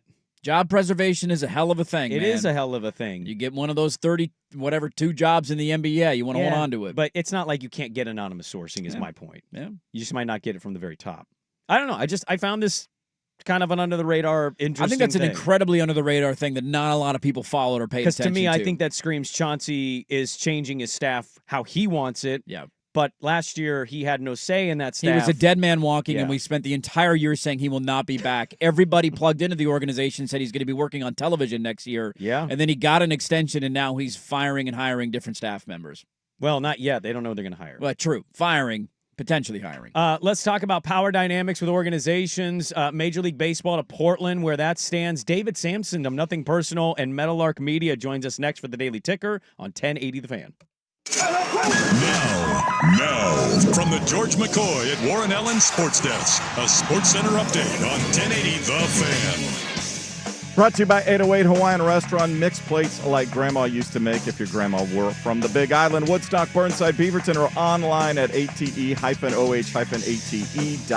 First on the Fan. There'll be no run to the finals for Luka this year. The Lakers go down to the Timberwolves in 5 games. A dominant performance from Rudy Gobert, 27 points, 24 rebounds in the series clinching game 103-96, the final. T-Wolves now awaiting an opponent. That after the Rockets figured out how to shoot at home in Houston in Game 5. They hammer the Warriors 131-116. They'll go back to San Francisco for Game 6 on Friday, trailing 3-2. 2 more potential elimination games tonight. First up, 4:30 on TNT. The Pistons hoping to finally win a home game in the series against the Knicks, down 3-2. Detroit, a 1.5-point favorite. The Nightcaps in L.A. Clippers trying to force Game 7. They trail the Nuggets 3-2. It's a 7 o'clock tip. You can hear this one on 910 ESPN. Portland pregame coverage at 6:30. Clips are 6.5-point favorites. Winterhawks facing elimination in the WHL's Western Conference Finals. They dropped Game 3 to the Spokane Chiefs 8-5 on Wednesday night. They will try to find a win and force it back to Spokane. Puck dropped for Game 4 at 7 o'clock this evening at Memorial Coliseum. Tickets available at winterhawks.com while they last. More sports scores and stories in 30 minutes. Jason Swigard from the George McCoy at Warren Allen Sports Desk. Hurt, missing work. Insurance companies acting like jerks. Don't call your mom. Call George McCoy at warrenallen.com. The original home of the Herd with Colin Cowherd. Weekdays 9 to noon. 1080 The Fan.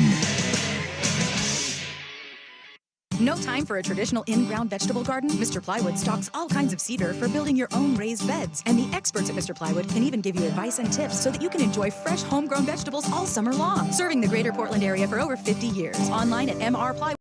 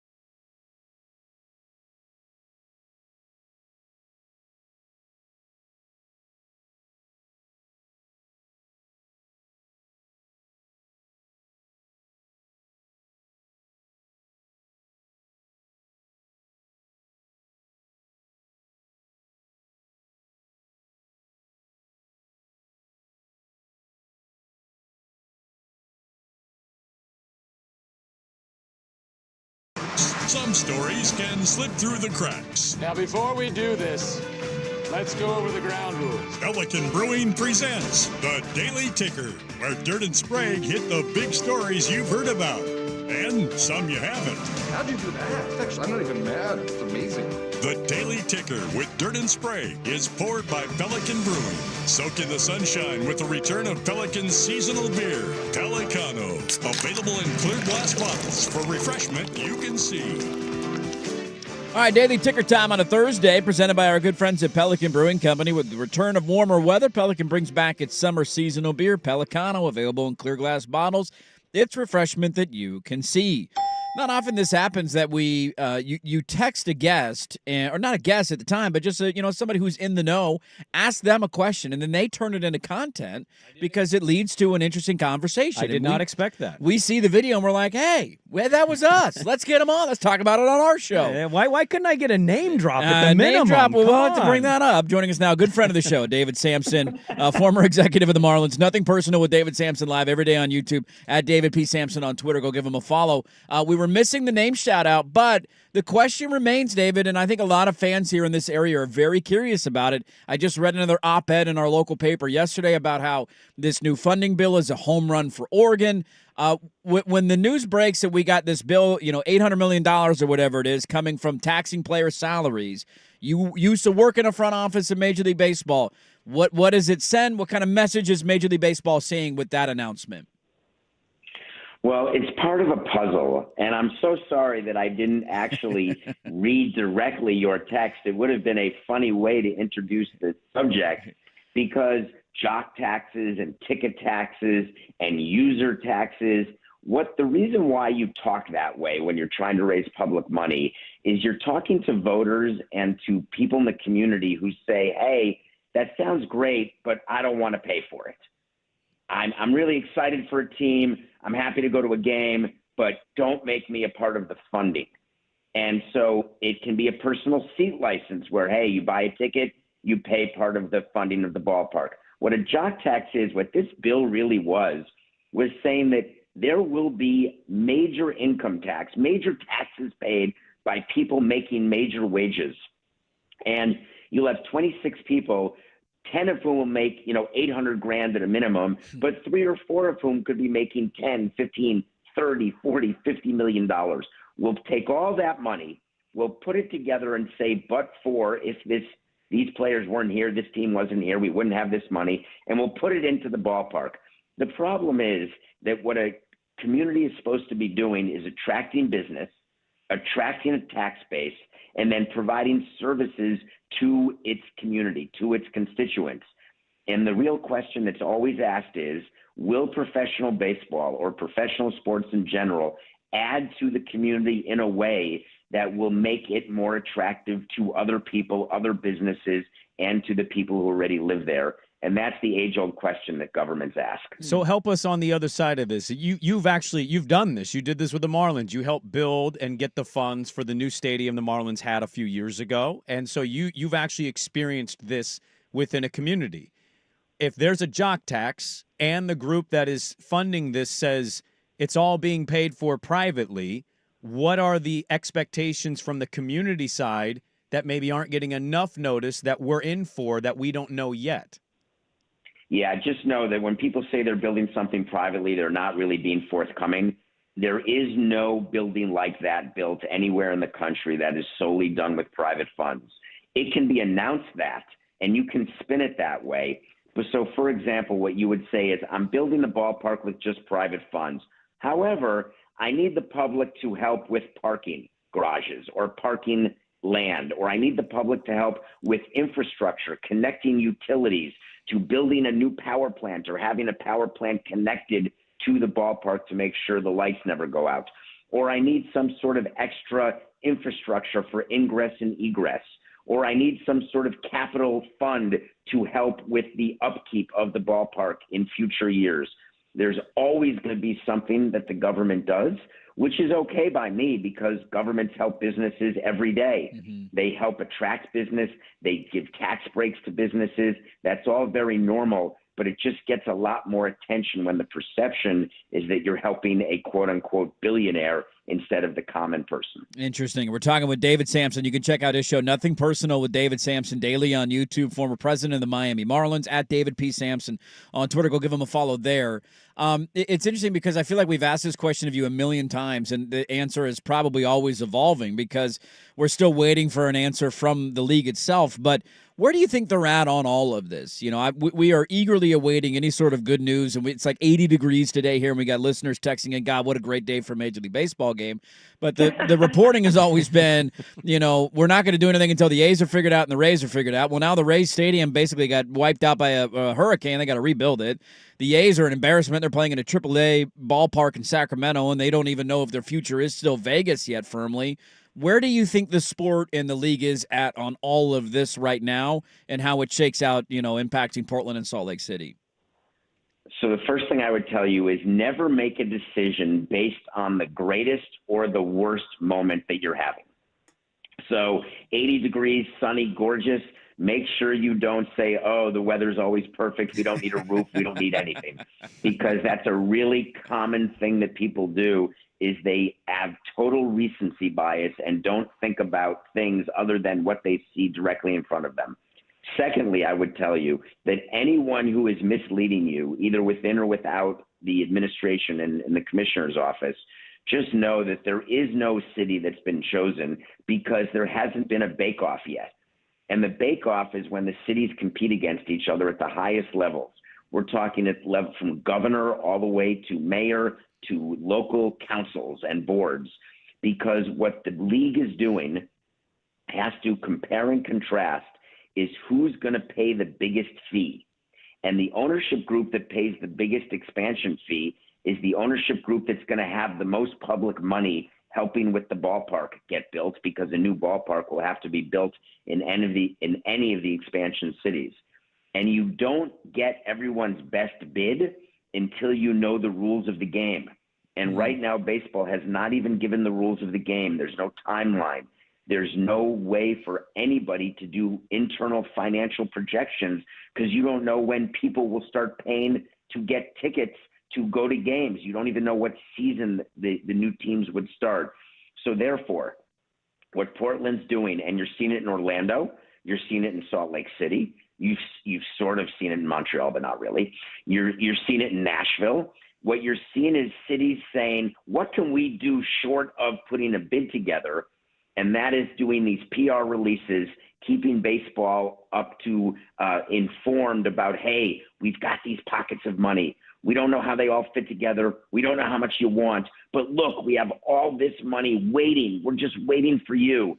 And that's exactly what baseball wants you to do. When I reached out to you yesterday, David, to come on, we were talking about YouTube stuff, and so I didn't want to waste too much of your time because I know you're super busy, but I was going to text you stuff about the Blazers, and I don't know how much you know about their ownership situation, but Paul Allen passes away, and they're run by a trust, and Jody Allen is kind of the face of the trust. People that work for the team will tell you that's the owner. She's great. She's supportive. Everybody knows she does not care about basketball. She is a football fan, and that's kind of about it. Burt Cold is Paul Allen's longtime best friend, been here since the 80s. We all assume he's kind of actually the one calling the shots because he does like basketball. How do power dynamics work internally with franchises when they're being run by trusts and owners that, or faces of owners that don't really care as much about the day-to-day or the sport in general? You know, it's funny because there's a bunch of cities that have owners who care so much about the sport that they're labeled as meddling and that it becomes and then fan bases get unhappy. Yeah. And so I laugh because it just seems that there's no position for an owner to be in to ever be popular other than spending money and winning. But let me just point out what's happening with the Blazers. That trust has to sell the team. It's not even a question because the estate plan for Paul Allen called for the team to be sold and the proceeds to be put into a foundation. There will be a new owner of the Trailblazers. The fact that Adam Silver has not helped this process along and the fact that the executor of the estate has not had this progress and the sale go faster is really surprising to me. And so I would look for this team to be put up for sale in the next 12 months. It makes no sense to me that it's been held this long. But again, with any owner, just be aware that you may be getting a great billionaire who loves basketball and then turns into Matt Ishbia. Well, and then you've got a situation where you're despondent beyond repair because your team stinks. Fair counter. Also, I at least know what Ishbia sounds like. Jody Allen has never once talked with 7 anybody years, locally never given an in the interview. media. I ask you this. You say 12 months. Do you make that prediction or thought because you assume Silver's going to announce expansion this summer? I think that it's actually funny that you say that, because what's related is you need to have ownership groups who are out there understanding the entire menu of available franchises. So if there's expansion franchises, Seattle, Vegas, let's just say for the purpose of this discussion, but you've got other groups around who are looking to invest in teams, you want to make sure that they understand what's available and what the different price points are. Because it's Adam Silver's goal to get upward movement in prices of teams. And what's going on with the Celtics is an outstanding number for Adam Silver, where you've got a number between 6-1 and 7-3 for that franchise. And that's coming on the heels of figuring out what the expansion fee is going to be, much like in baseball, what they're doing. And where the Portland franchise will be is somewhere right in there, because you've got an existing the bones of an organization. Expansion is really hard because you have to build everything from zero. When you buy a team, you can fire everybody and start again, but you've got the guts of an organization. So expansion is always much harder. So Adam Silver's out there looking at ownership groups and saying, all right, we've got one place where it's a team in existence. Then we've got one place where you all think it'll work, Vegas, and we don't really know whether it will work for yet another professional sports team there. Or maybe we'll go back to Seattle, where they're dying to have a team again, or Vancouver, where they're dying to have a team again, and will pay more money than if they had just kept the original team. So all these different balls are in the air, and I just think Portland is one of those balls. Yeah, we hope so, too, here in Portland. David Sampson, you can check out his show, Nothing Personal with David Sampson, every day on YouTube, at David P. Sampson on Twitter. Go give him a follow, former president of the Marlins. We always appreciate the time and the insight, my man. Hopefully we can do this again soon. Thanks as always. Take care. Have a great day. Thank you. You too. David Sampson. There you go. Nothing Personal with David Sampson. Boy, that's a hot take. That's a take, man. That's a take that I can believe in. That's a message that will get me very happy. I was talking about your take of refusing to ask him a Mariner question. Oh, yeah. I'm not going to ask him a Mariner question. I don't care. Today's Daily Ticker presented by Pelican Brewing Company. The return of warmer weather. Pelican Brewing brings back its summer seasonal beer, Pelicano, available in clear glass bottles. It's refreshment that you can see. Sounds like a delightful thing to do on an 80-degree day. 80-degree day. I don't think we would make a decision on roof, no roof, based on 180-degree day. Well, they've already said they're going to have a roof. You got to have a roof. have to, in Portland, you have to have Everybody a roof. should have a roof. Everybody should have a roof. Dome up football stadiums. Enough. Well. Me and Dylan Gabriel. Retractable. Good fight. Why doesn't any NFL team have a retractable roof? Haven't we done? How come nobody's done that yet? Is that true? Atlanta's is. Is it? I guess, yeah, but not fully. I'm fully retractable. There's a little the way hole. The Mariners is. A little hole in the top. Yeah. Dallas, I guess, used to have this, right, at their old stadium? They have it. It slides. At the current stadium, it does? Yeah, it does. Does it? The old Texas Stadium just had a big hole at the top. It just had a hole. I mean, that'd be kind of a bummer, though. So God could watch his team, favorite team. Right. So look down on the star. That is the reason, right? Yes, Isn't that a real quote? Deep in the heart of Texas. Watch his team. I mean, that would be kind of a bummer, though, if you did have a fully domed stadium and it's like a delightful 68-degree fall day, like sunny, perfect October morning for football. Like the Kingdom used to be? I'd want the wind, I'd want the breeze coming through. Be a little sunshine. How about climate-controlled 69 degrees and no weather impacting my football players? 68. It's not. There's no wind blowing. Sun's out. 12 months, huh? We're now anti-68-degree sun football. It's not good enough. 12 months? 12 months would be wild if it actually happened. I mean, it kind of does make sense. I think he's going to announce this summer. I just do. I think that's going to be the NBA expanding? I think it's a way for the NBA to grab headlines for a couple weeks. I think it's a smart move on their part. A lot to unpack there, both on the MLB to Portland front and on the could that actually happen in the next 12 months? Whew, hallelujah. We'll get to that. Let's react to David Sampson next on The Fan. Who's stinking it up? Woo! Do not go in there. It's time for Who's Stinking It Up, a sports lowlight that's ripped from the headlines. We couldn't do diddly poo. Brought to you by Three Mountains Home Services. Schedule your appointment online at threemountains.homeservices.com. This is the playoffs. It's just as much a mental test an emotional test as it is a physical test, as a skill test. It's what makes it fun. It's what makes it challenging. It's what keeps you up at night. Yeah, there's Steve Kerr. One of them games for the Warriors last night, pretty much over after the first quarter. It was 40-24. We talked earlier about stars. Imagine if a certain 40-year-old basketball player was 2 for 10 with 8 points. That was Jimmy Butler's stat line yesterday. Playoff Jimmy did not Jimmy. show up. I'm sure he will in Game 6, but he did not last night. The entire team didn't. And Houston had the home cooking, man. I think they shot 55% from the floor, 45 or so percent from three. Home cooking to stay alive one more day. Who's stinking it up? The Golden State Warriors. We move on to Game 6 in that series. Brought to you by great friends at Three Mountains Home Services, who make it easy for you to save big with a super tune-up deal. How about this? The AC Now and the Furnace in the Fall package combo deal for all just $149. 2 tune-ups, only $149. Schedule now with local company, ThreeMountainsHomeServices.com. That's Three Mountains Home Services, because Three Mountains Home Services make home services delightful.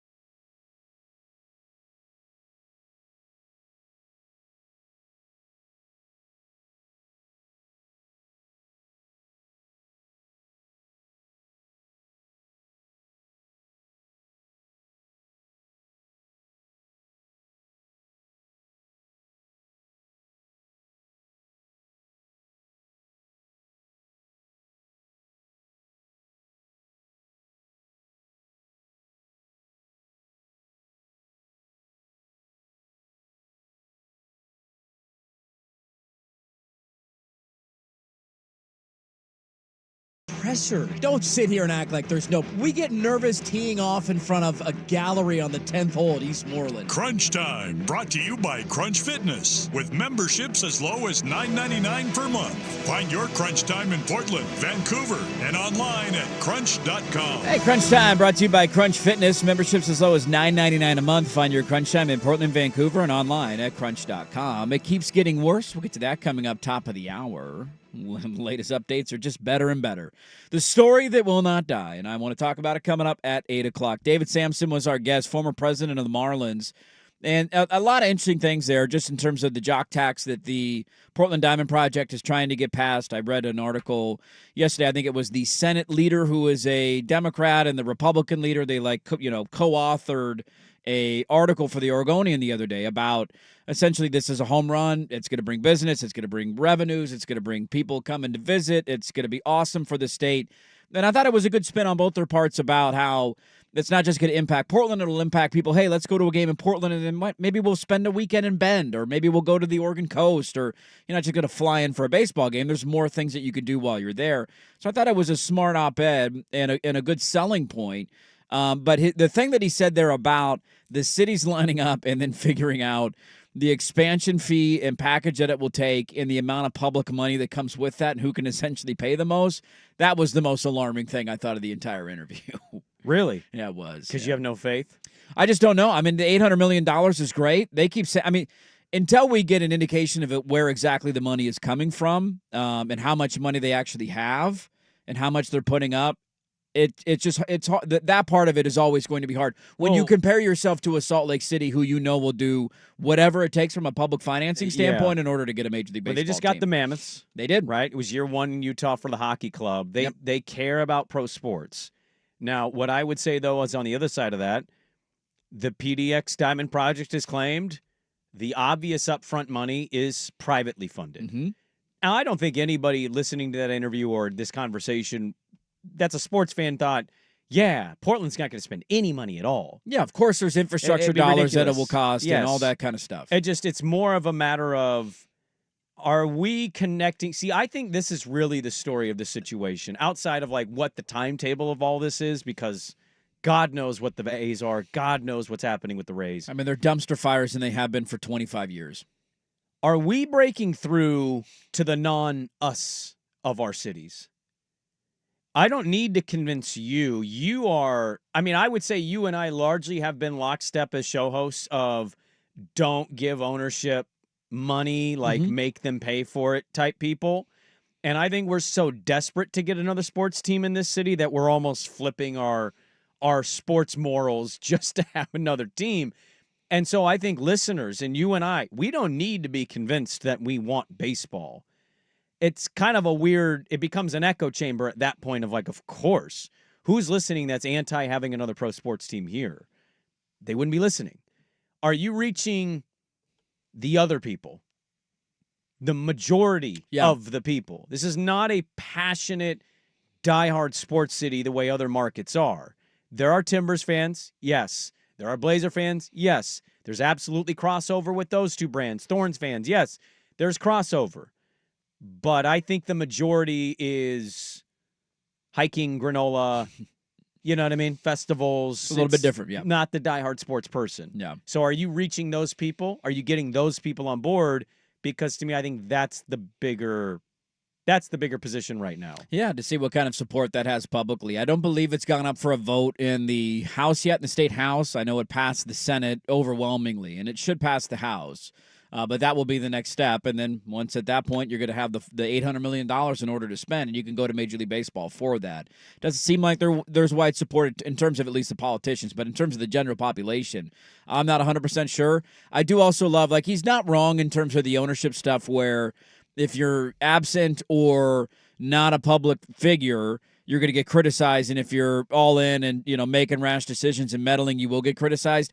I would take Matt Ishbia over Jody Allen any day of the week because I know where he stands. I know he's going to do everything in his power and his will in order to try and win. It's not easy to win. I think we all acknowledge winning a championship is a very difficult thing, especially in the NBA, when one or two players can dictate the course of an entire roster or an entire season.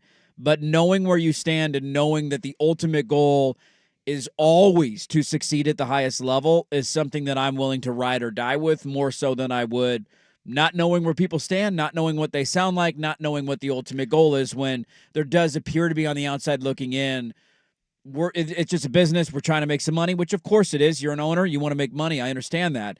But with Ishbia, you know there's zero doubt that guy's going to do whatever it takes to win. Might not do it, but I know he's going to constantly try. Speaking of will, it's somebody that is taking over the team via will. And so, like, Ishbia might not be off to a good start whatsoever. And you can point to the Blazers and say, hey, we had a much better season than we expected. How about this? It's being run okay. But if Sampson's right, they're selling in a year. Or it's at least going up for sale in a year. Yeah.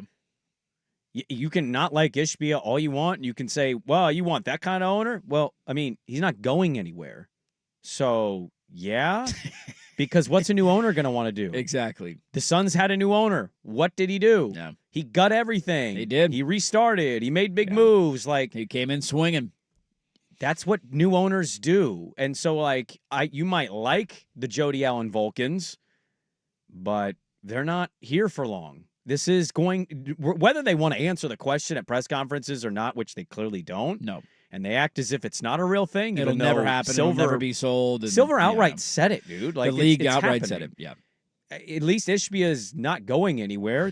You can like the Vulcan direction all you want. It's not going to be the direction for the next 5 years. And I think that's where it's ultimately like, just give me a roadmap, give me an answer. What's the that's the future going to toughest look like? thing You're just in this state of limbo constantly.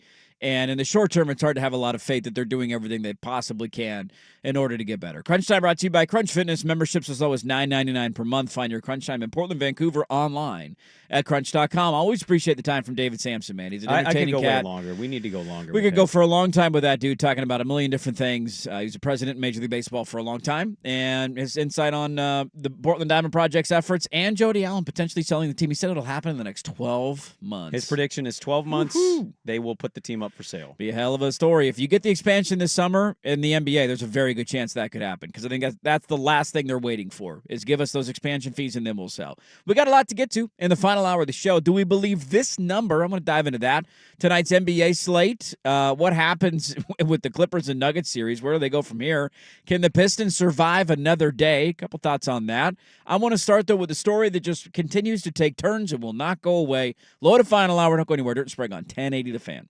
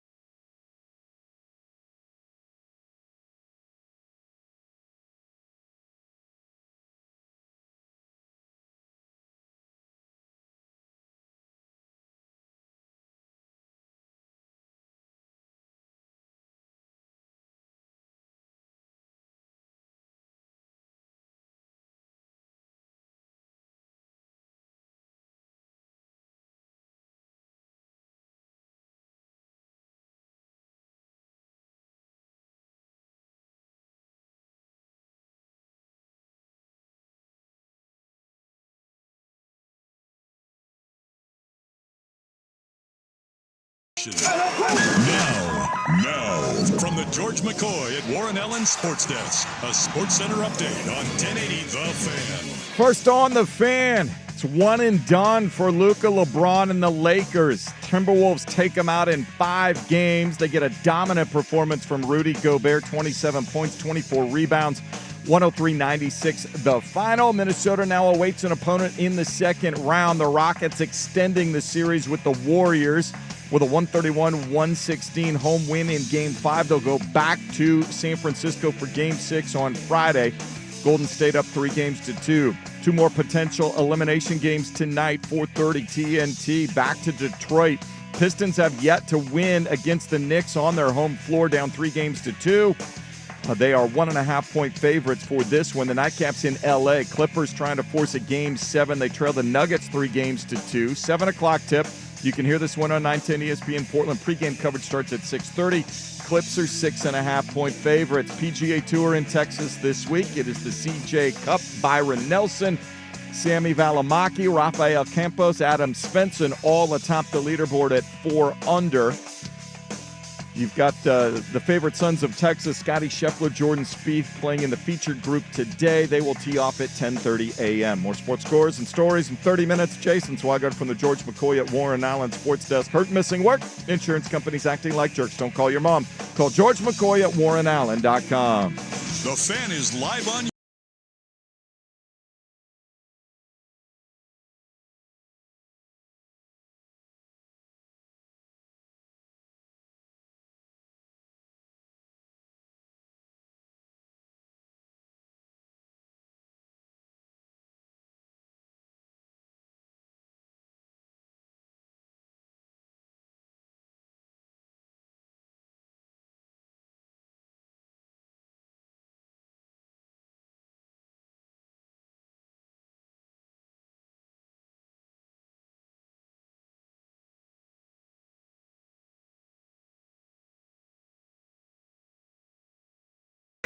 Hey, let's do this final hour. Dirt and Sprague here on Portland Sports Leader, 1080 The Fan, 99.5 AC2, the Odyssey app, live on YouTube. Look at this, look at that. Hope your Thursdays are going great. Got a lot to get to. Should we talk about the stepmom in Florida? You want to talk about that story today? You want to get to that? I'd prefer those movies they make on naughty websites. There's a chance. True. Reading it thinking, man, I never want to see that I hope happen. there's not. It always are. Thanks, everybody, for watching on YouTube. Like the video if you're there. And if you haven't done so, go subscribe to the channel. There's a lot of great content there. It continues to grow, and there is no putting out of the Jordan Hudson, Bill Belichick dating lifestyle.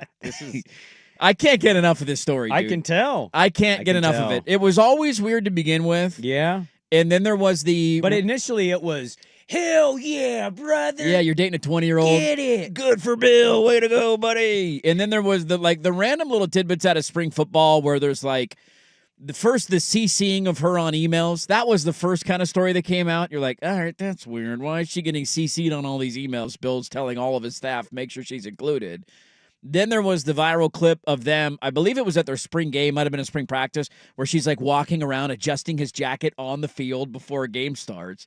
That's a little weird, but okay. And then it follows up with the awkward interview we saw on CBS this weekend, where we got this audio gold as Bill Belichick was being asked a question. Is that still in there?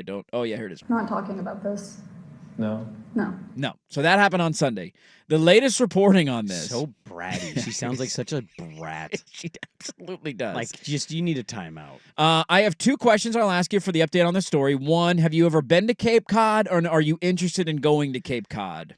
No and no. Cape Cod doesn't do it for you? No, I don't want to go where Jaws lives. You don't want to go Cape Cod? No, Swag? I would go to Cape Cod. You would go to Cape Cod? Cape Cod is absolutely delightful at the right time of the year. Okay. Are you interested in sex toys? Not necessarily. Okay. To each their own. Not necessarily. Whatever tickles your fancy. Is there a certain kind you're open-minded to? There are a few follow-up questions there. What does not necessarily? I don't have anything against something with them. feathers, something that tickles. What are we into here? I just... Something that clamps. Feather on the bottom of your foot. So, if you ever... That's a yes or no question. Not necessarily. That is a pretty yes or no question.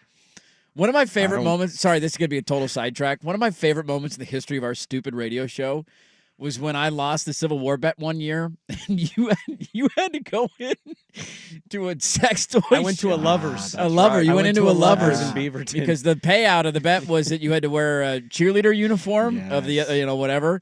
And so you had to go into a Lover's and buy a sexy cheerleader outfit, and then I wore it around the office the next day, which our poor coworkers haven't seen that. I'm so sorry I missed that. I feel was so not bad. here You for weren't that. here for that. No. Yeah, you were gone. And then the best part is you returned it. Returned it the next day. Some poor hefty gal out there is wearing my leftover cheerleader with outfit. dirt stank There's all a little over. dirt stank on there, man. There was a G-string in that box. We'll just say that's a big old girl right there if she's wearing that thing. I did not wear the G-string. Sorry. Or cushion. Sidetrack. Swag may or may not be into sex toys. Not necessarily. I cannot get past that. The reason I answer. asked it is, do you know what Jordan Hudson's mom does is she lives in Cape Cod where she manages a sex toy shop and museum. Good for her. So there's a follow-up to Good it. for her. No shame. And also, within months of meeting Bill Belichick, you're going to be shocked to find this out. The latest reporting on their relationship within months of getting to know each other. The 23-year-old, that's how old Jordan Hudson is. She is 23 years old. She has amassed an $8 million real estate portfolio. Really? How'd she do that? Hard work and dedication. I bet. Well, I mean, I bet it's been hard work. Years of effort, sacrifice. I don't know if it's been years yet. Smart investments. Yeah. Thinking long-term strategically. You didn't have this set up when you were 23 years old? I shockingly did not have an $8 million real estate portfolio set up. SNL is going to have an absolute field day with this weekend. They're going to have a field day with it. How is this not a skit? Yeah, they are continuing to. He's essentially. And he's come out now and he's saying this is CBS exaggerating the situation. He is. Because, CBS is on their bulletin board of show stuff. They absolutely had it with, guys, let's just exaggerate and make up this Belichick and 23-year-old's relationship. We want to railroad Bill Belichick. Yeah, Bill, that's what they had on their show board of wanting to do with your interview. As if we didn't clearly hear. That was the whole goal of it. And see your girlfriend sitting on the side, copping an attitude and saying this. Not talking about this. No. No. Yeah, because that sounds like a totally just, it's a one-time thing. One-time thing. It's not a big deal. Nobody. We totally knew what we were going to ask about. Within months of meeting each other, she bought 3 multi-family homes across the Boston area for a total of about $7.5 million, inking multiple millions of dollars in mortgage agreements within days. And then 2 months earlier, before she bought 3 houses for $7.5 million, she dropped $610,000 on a cottage in Cape Cod where her mom runs a sex toy shop store. Look, we've said this all week. We will continue to reiterate. There's no way that this ends well. Well, I actually disagree with you. You think there's a way this ends well? I think this ends well for both. Yeah. Oh. So happily ever after? Is that where we're going? I mean, it's very possible at this point. I think he's been married 1 or 2 times already. I know he got divorced not long ago, but okay. If you tell me he walks down the aisle as his son is sitting there as his best man, 15 years older than the woman that his dad's marrying. Maybe 20, actually. I don't know how old is Steve Belichick? 40? Certainly in his 40s. Husky legend Steve Belichick. Former Husky defensive coordinator. The guru of Husky defense, Steve Belichick. 39-41, somewhere in that range, right? Oh, is his dad's also named Steve? Here we go. Hold on, let me find his son. His dad's name's Bill. No, I Googled Steve Belichick, and Steve Belichick, I believe, is his dad. Oh, is that Bill's dad? Bill's dad, sorry. Okay, yeah. He named his son after Steven his dad. Belichick is 38 years old. Okay. Yeah, I nailed it. 38. 15 years older. 15 years older. There is absolutely a world where they get married. She's living this posh lifestyle. She goes on TV once in a while. Not talking about this. Drops this. No. Bill gets what he wants out of this, which is obviously just real deep conversation and companionship. There's only it's one. Definitely not lovemaking. There's nothing at all going on there. And he passes away, and she gets a part of that estate. So, yeah, there is a world where this works. Wins-wins for everybody. Yeah, there is that scenario. There's also the other scenario, which my family is very familiar with.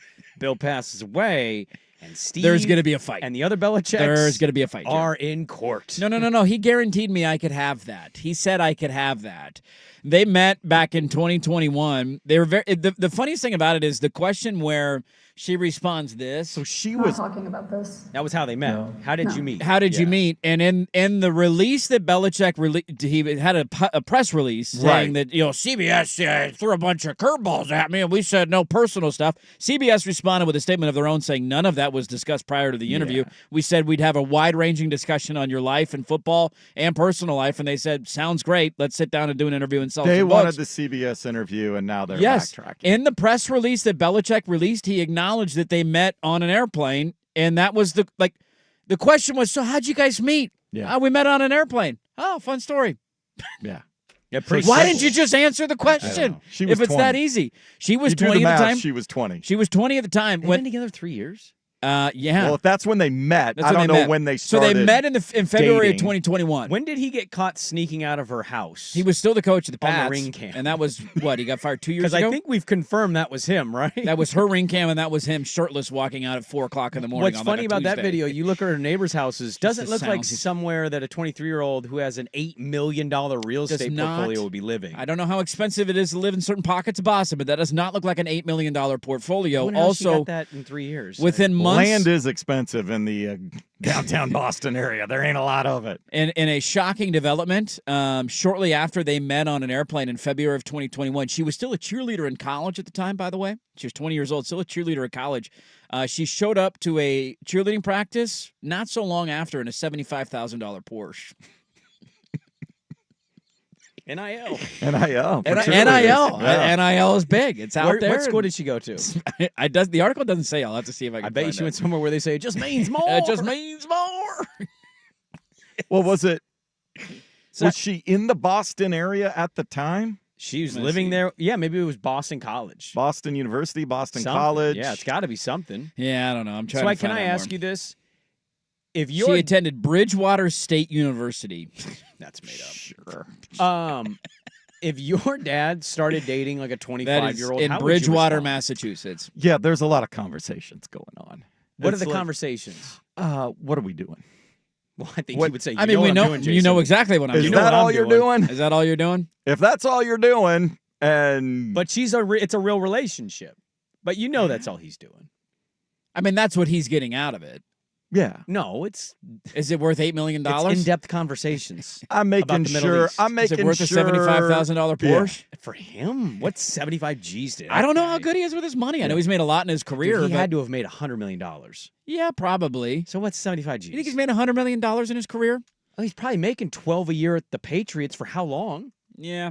He had to have been the highest paid coach in the NFL for I would a imagine. decade. I would imagine. Speaking on the lecture tour, what was he yanking in to go do some coaching That's what I'm saying. clinic It's or like, whatever? Yeah, and all the this is a $250. random article. As of 2025, his net worth is estimated to be between 70 and 75 million. I'm going to say it's 100. I mean, we don't know those websites, but sure. No, I'm just more making sure. It's like, okay, whatever, sure. Let's make sure all your financial arrangements are still as they were before. Okay, now let's not get a fake signature on a will and testament. That's very fair. Now, let's say he's been dating her for, it's almost a year, and you're kind of surprised. Like, damn, Dad, you're still dating her.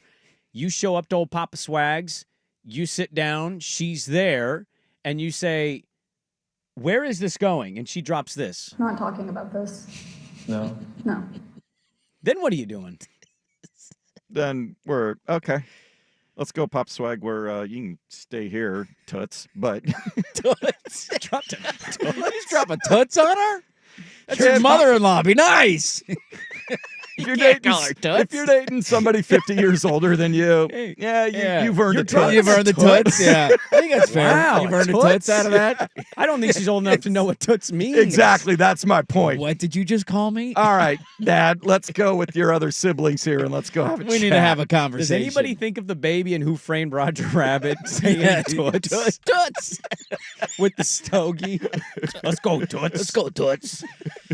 Oh boy, this was an article came out of the New York Post yesterday, and it's a doozy. It's a doozy to read through. I got follow-up questions on this in terms of the sex toys that Swigard may or may not be into. Yeah, the not necessarily. There's follow-up questions here that need answers. I answered that poorly. You really you did. set yourself up there. You did that to yourself. I know. You got nobody to blame but you. That's the way it works. Well, sometimes. I mean, there's a lot of questions when Is you there get a that rabbit's kind of foot answer. involved? Is there handcuffs, nipple clamps? What are we talking about here? You think he's into nipple clamps? I think I could see it. I could see it. Peekaboo. A little, hey, how you doing? No. Mr. Green Thumb. Hello.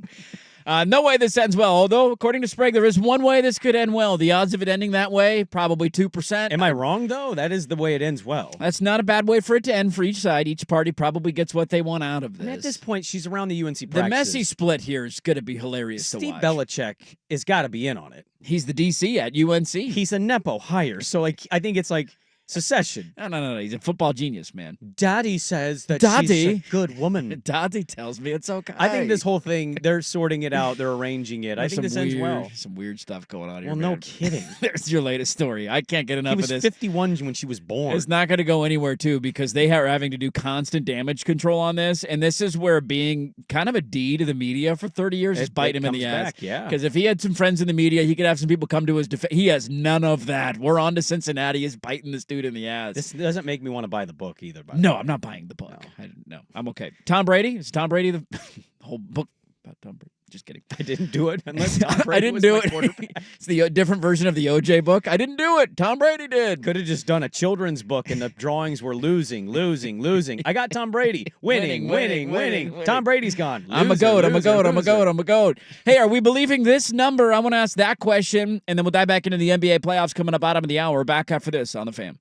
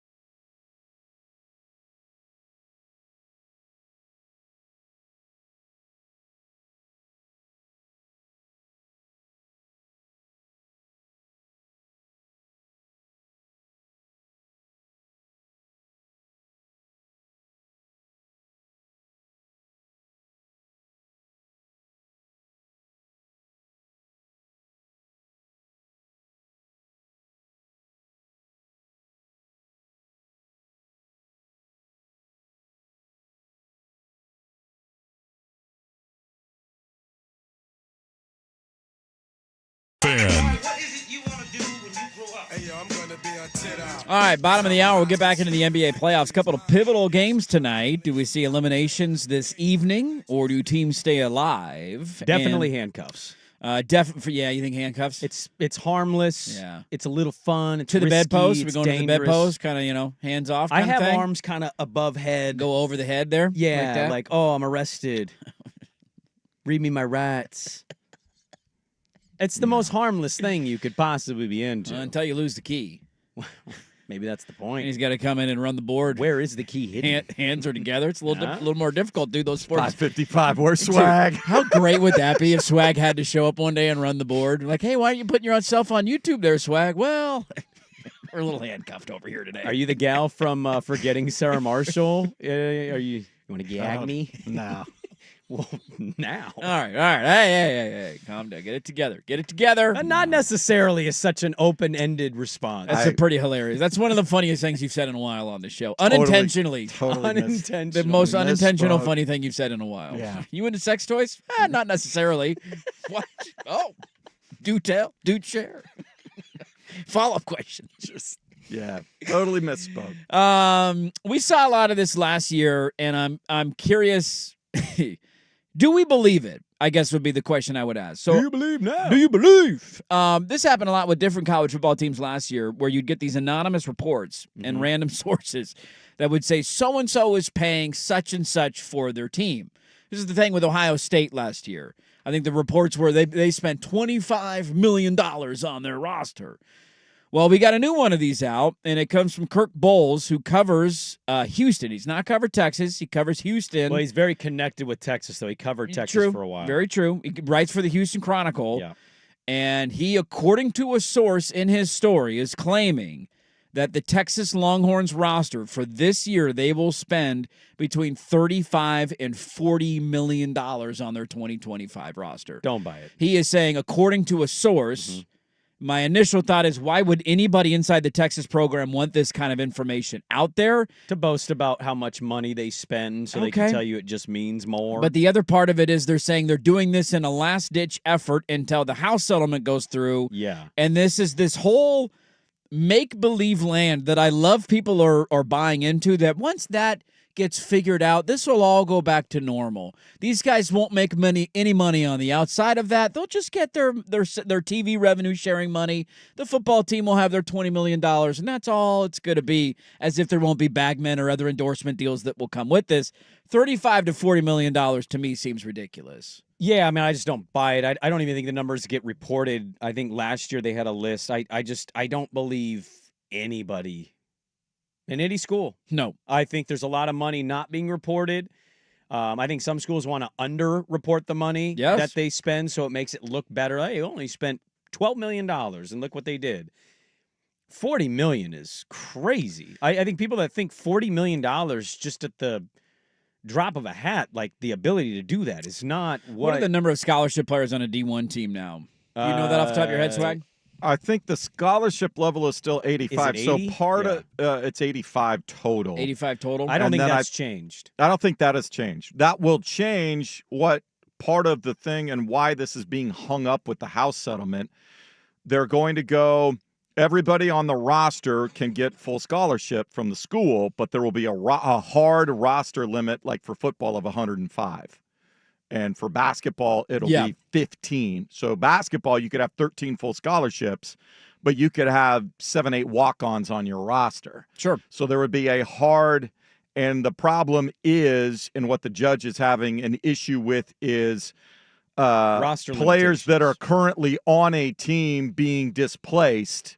Yeah. How are you going to grandfather them? If you guys can figure that out, I will sign off on this thing. That's the last thing holding it up. Well, to just use that number on 85 scholarships for football, if you're paying for it, I mean, that's $500,000 a player per average. Yeah, and we know it's being. And there'll be a couple of guys that'll make a few, but like, come on, man. But Arch isn't Arch is making good money. Arch is not one of these like. He's not making $10 million a year to be at Texas. No. So if Arch, the quarterback of the program, is not making that, what are the other players making? And I'm sure there's other positions on that team that are making good money. $40 million is insane. Yes. That smells like a drunken Houston booster telling Kirk, hey, man, this is what I heard. We can't compete with these guys. They're spending $40 million on their team. And look, he's reporting what he's hearing, so I'm not even mad at it. It's just the fact that that's circulated as almost fact for people, I think is a little ridiculous. I wouldn't be shocked if Sarkisian at some point this season kind of just randomly brings that up in reference to something. He's going to get asked a lot now. Well, I mean, yeah, that's a ton of money.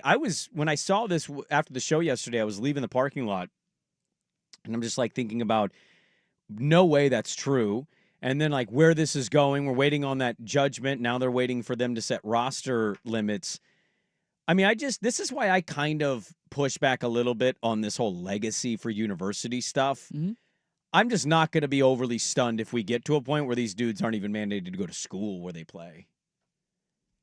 Yeah. I mean, you're already hovering in that territory. They haven't really been for a long time. I know. We all were in school and saw football players in our classes who didn't go to.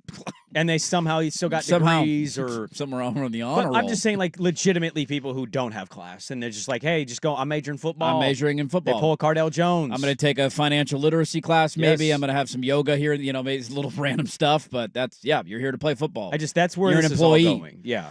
And that's why I laugh at legacy stuff. When I think of legacy stuff, I hate to be old man on the porch. I think of people who actually went to the school. Yeah, we're part of the community. Yeah, more so than just playing football there. Yeah, and so I see what you're saying. Not that these players nowadays can't be instrumental in building programs. Like having all the Ducks come back for the spring game. It's massive. LeGarrette Blount wasn't here that long. No. At the spring game, right? That's an NFL player who won a Super Bowl. He had a great career. That's good. That's great. It's different than even before that. I look at the landscape now, and I don't buy that legacy stuff really is that at all. Yeah, when these kind of things come out, I chuckle because I don't understand, the impact or the benefit at all for somebody inside the Texas athletic department releasing this level of information. If I were to ask you, does Texas spend a lot of money on their football team? What's your answer? Of course. Of course they do. I don't need to know how much they spend in order to know that. They had a recruiting event, was that last year, where the recruits were walking down the pathway into like one of their facilities. Remember the Lamborghinis were all lined up? Mm-hmm. Like that. Like, yeah, it's Texas. They spend a lot of money. It doesn't benefit them in any way to have somebody inside the department release how much money they're spending on their team. If anything, it damages them because you might have guys in the locker room who say, wait, whoa. Wait, we're spending $40 million. Why am I only getting $190K this year? Right. I want to now I'm going to go renegotiate my deal. That screams of boosters in the collective and that sort of thing. I think it screams of another universe. I think it's another guy who's plugged. I know a guy. I work with a guy who's in the Texas booster this, and they're spending this much money. Like it could also just be a drunk Texas booster very well trying to make everybody feel boasting like, oh, look at that, we're spending all this money. Like this has already happened a little bit. I'm not the biggest Mario Cristobal guy. I know. Breaking news. I don't think Carson Beck is that good. Breaking news. This is already happening with people who are plugged in at Miami. The report when he went there was he's going to make north of $4 million. So there's a ton of people in Miami who are like, he's not. Yeah. It's not true. And that was the whole thing with the Nico storyline that didn't really get talked about was he transferred out of Tennessee because he wanted the Carson Beck deal. And people in Miami were like, that's not even the Carson Beck deal. It's just being widely believed and reported that he's making $4 million a year. But people who are plugged in down there are saying that he is not. So I chuckle at a lot of this stuff. I don't think there's any truth to the rumor that they're spending $40 million on their roster. Texas is spending a ton of money on their football program. There is no doubt about that. But $40 million for 1 year, to me, is a laughable figure.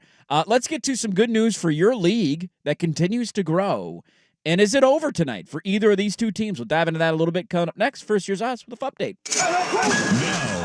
Now, from the George McCoy at Warren Allen Sports Desk, a Sports Center update on 1080 The Fan. Brought to you by Big's Chicken. Try their smoked and fried wings, tossed with a perfect dry rub, served with a trio of killer sauces. Menus at bigschicken.com. First on The Fan. Well, for the first time since 2018, when the Capitals won Lord Stanley's Cup, they got out of the first round. 4-1, they take down Montreal. Ovechkin with the first goal to get them going. Florida, the Panthers winning the Battle of Florida. They close out Tampa Bay in 5 games as well. 4 Game 6s today. How many Game 7s will we get this weekend? How about this? A sperm whale call is so loud that if you're within 28 yards of them making a call, it'll kill you.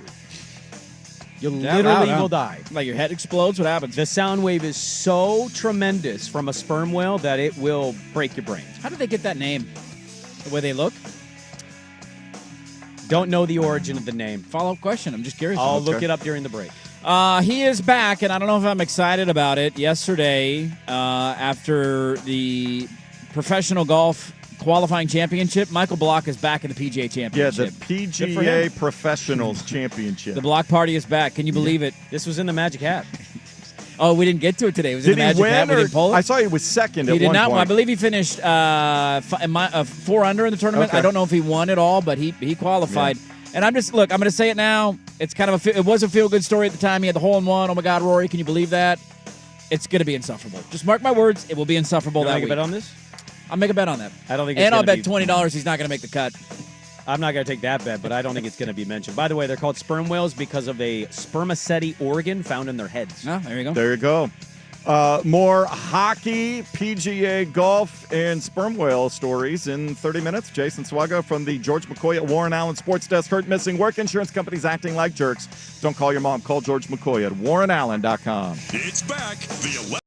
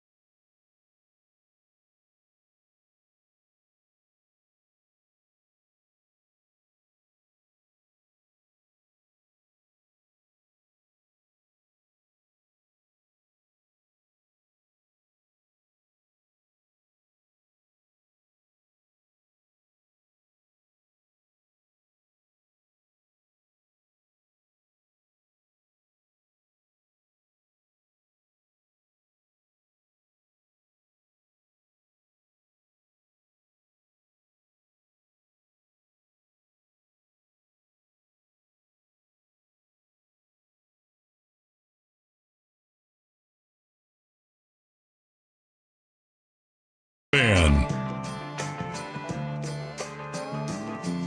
Well, you know the old saying, stuck around for a while. It's kind of evaporated a little bit.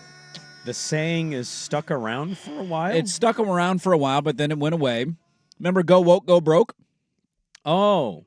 Remember that? Remember when that was a thing? Brought to you by the fine folks who pivoted from covering college football to hosting political talk shows in the morning and talking all politics all the time. Did you know that the first round of the NBA playoffs this year, ESPN is seeing a record average viewership in round one of the playoffs? Yeah.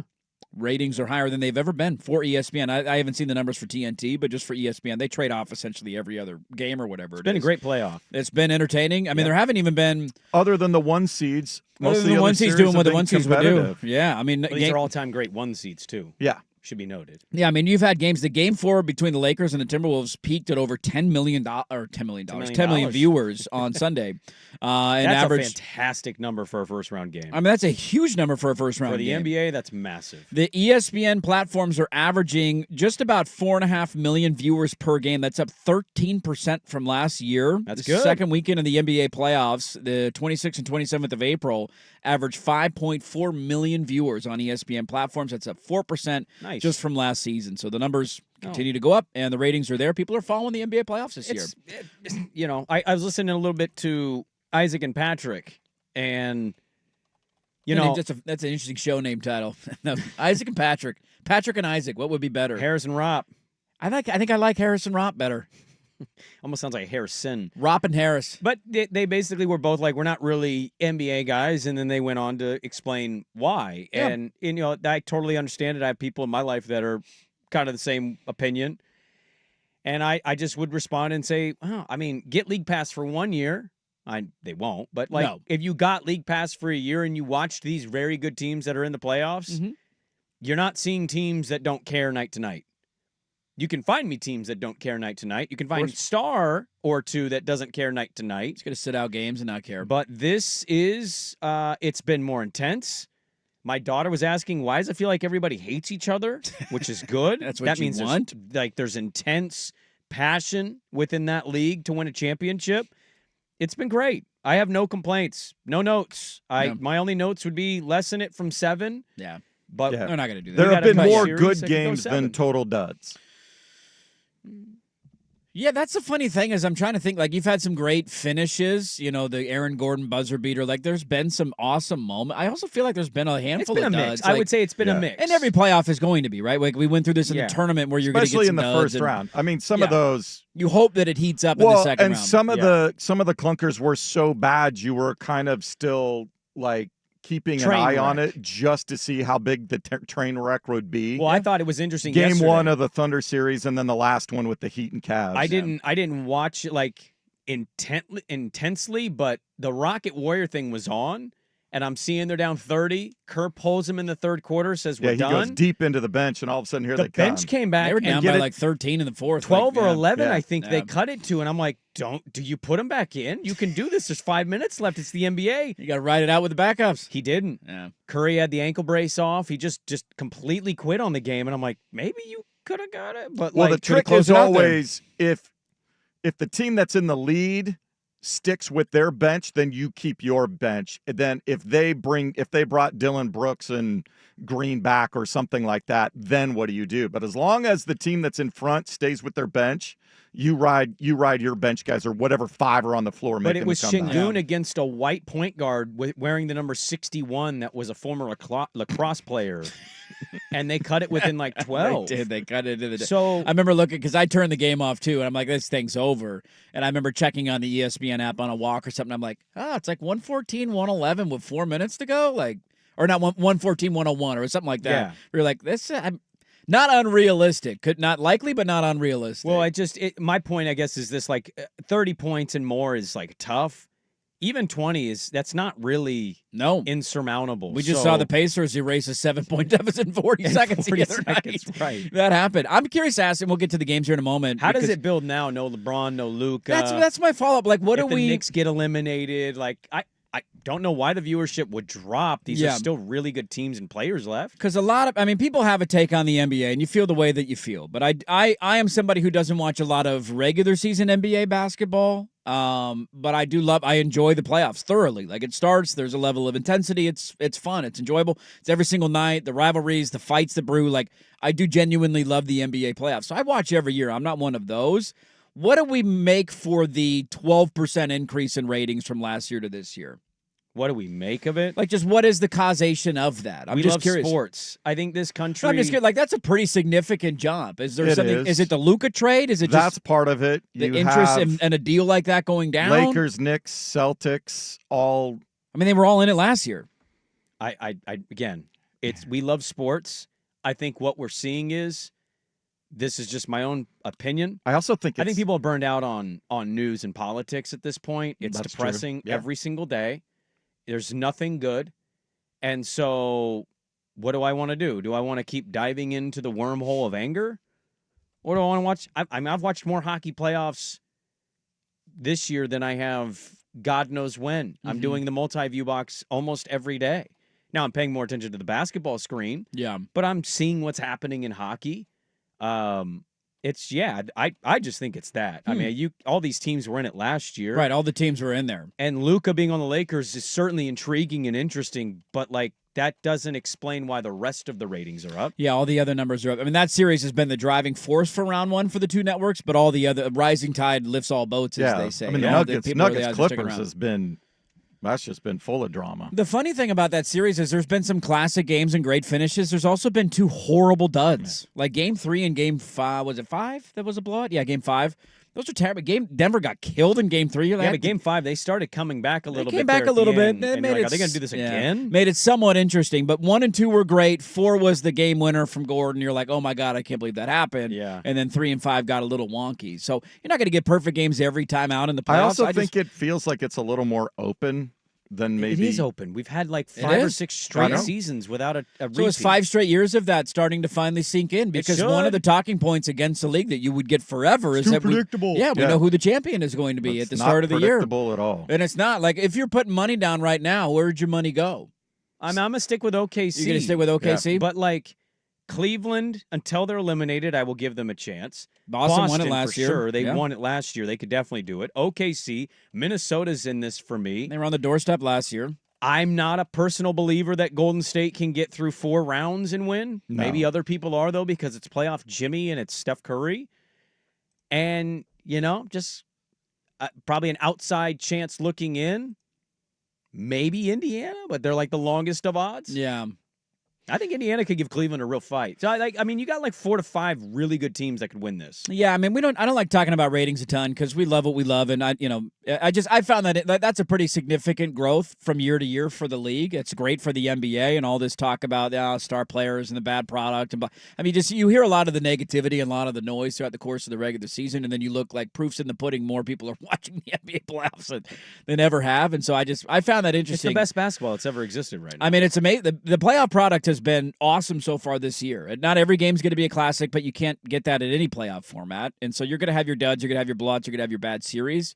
But let's get to the games tonight, because I think that follows up with, I don't really have a feel on the Clippers and Nuggets. Like, I know NBA Dirt loves the Nugs and thinks that they're going to win right now. But I also acknowledge that the Clippers should be the better team and have been the better team. So none of it really makes sense. The Clippers should win tonight. Yeah, I don't know. We all thought the Pistons were dead in Game 5 at MSG. It should have been 2-2. They then win in MSG. Now they're back at home looking for their first playoff home win since 2008.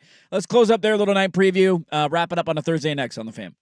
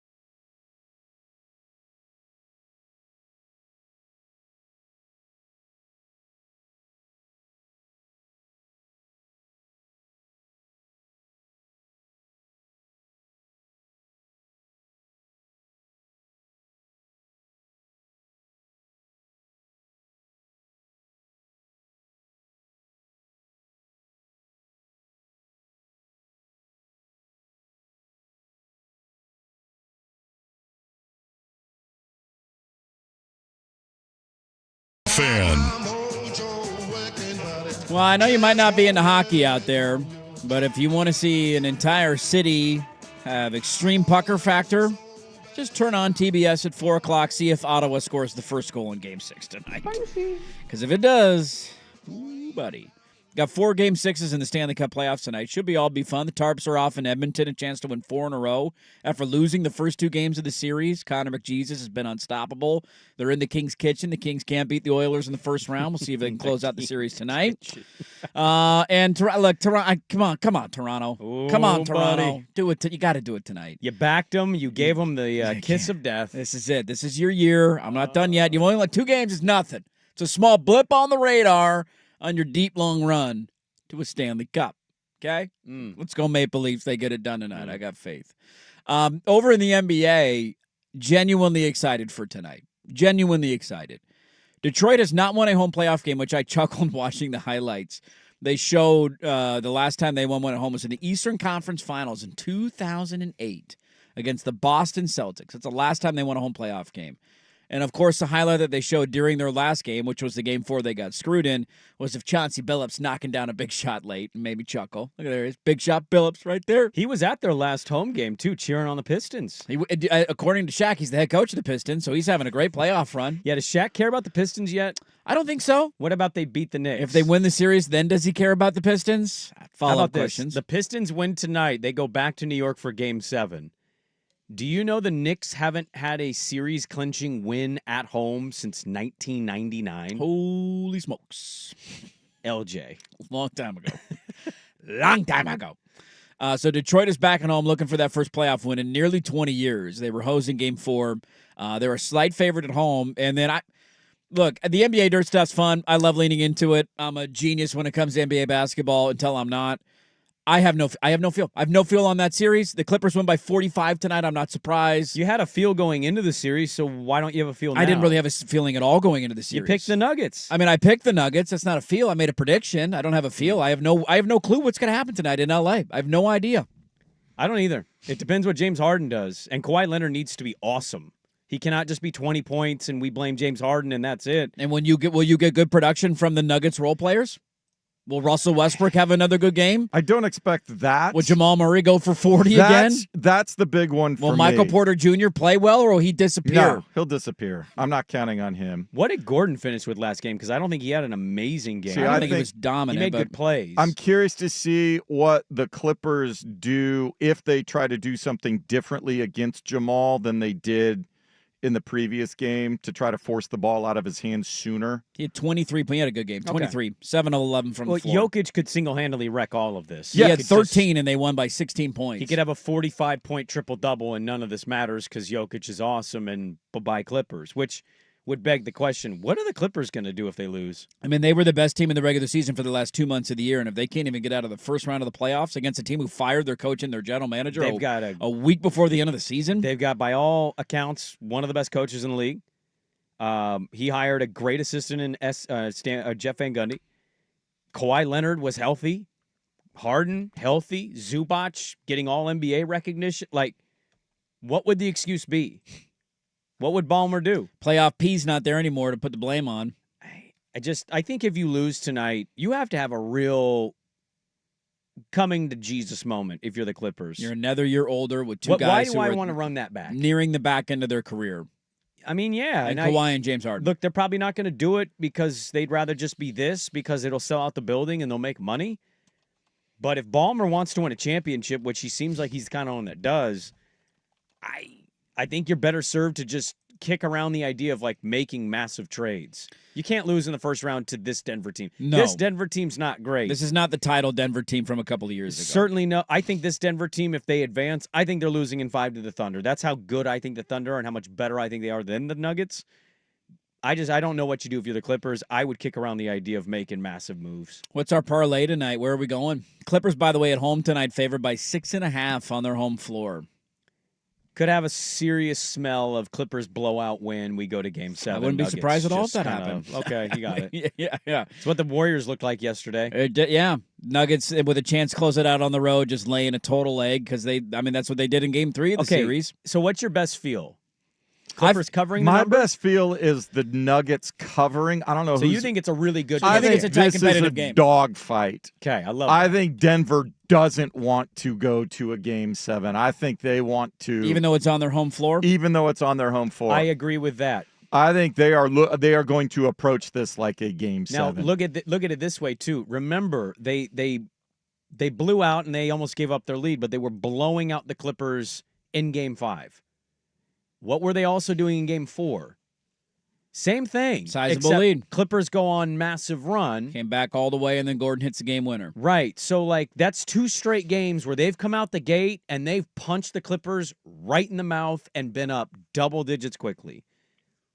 Maybe the Nuggets are the better bet, but I'm kind of with you. I mean, I've lost my feel of this series after seeing what's happened. I have no real feel for this series. You could paint me any scenario and I'll believe it.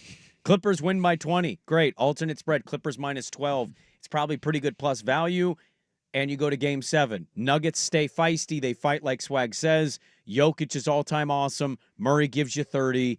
Boom. Nuggets advance. They're going to the second round against the Thunder. I think my favorite bet of the night is the Pistons at home. Of all the sports? Of all the sports tonight, I think it's my favorite bet You of the seem night. to love the up top, so I'm shocked you're not going Oilers and Kings. They have Kitchen. yet to win on their home floor in this series. I know. They haven't won a home playoff game They since should have. 2008. They should have won. They should have won Game 4. They should have had 3 free throws at the end of the game, and that would have been a win, and we would have had a 3-2 series lead right now. Kate Cunningham eliminating the Knicks. I don't know if they're going to win Game 7 in MSG. That's a different animal to go do that, but I know your historical status is valid there. They got to win a home game, right? They're going to get a home game. Tough place to play. Remember that World Series when nobody won a home game? Knicks are only playing like 6 guys. They're going to run out of gas. Leave Brunson on the bench in the fourth quarter again. I'm just more worried. up. I mean, you see the toll that they're taking, Hart and Brunson and all That's of my that. thing. Like, these guys came into the playoffs a little banged up. They're getting more banged up. That's right. I think Cade Cunningham has a monster game tonight. He had a triple-double in Game 4, which should have been a win on their home floor. That's my bet tonight. I can't bet What's Nuggets the spread? Clippers. It's 1.5. It's essentially a pick. So why don't you go alternate spread? I'm not doing that. What's the point of a 1-point spread? You might as well go money line. Keep it simple. I'll money line it. That's fine. Pistons minus. Look up. Do you have the odds? I can pull it up. I got it. Pistons do alternate spread. Tell me what you got at like Pistons minus 7.5. This gets ugly. Brunson rests late fourth because Tibbs is finally like, yeah, we can't win this one. Love how we're taking the favorite bet and then putting it on steroids now. Let me see. Well, I mean, you want juice. Do you want juice or no juice? I mean, I'm going to have a big unit, so that's enough juice for me with a big unit. Pistons minus 7.5 plus 222. Yeah. That's not that good a juice. I mean, it's better than the juice you're getting. It's better than the juice I'm getting, but You're getting fresh squeezed orange juice. I'm getting actual orange juice in a container. I'll take my 1.5 for my money line. You go to 122. 10.5, it'll pay you 324. They won a game by double digits yet in the series.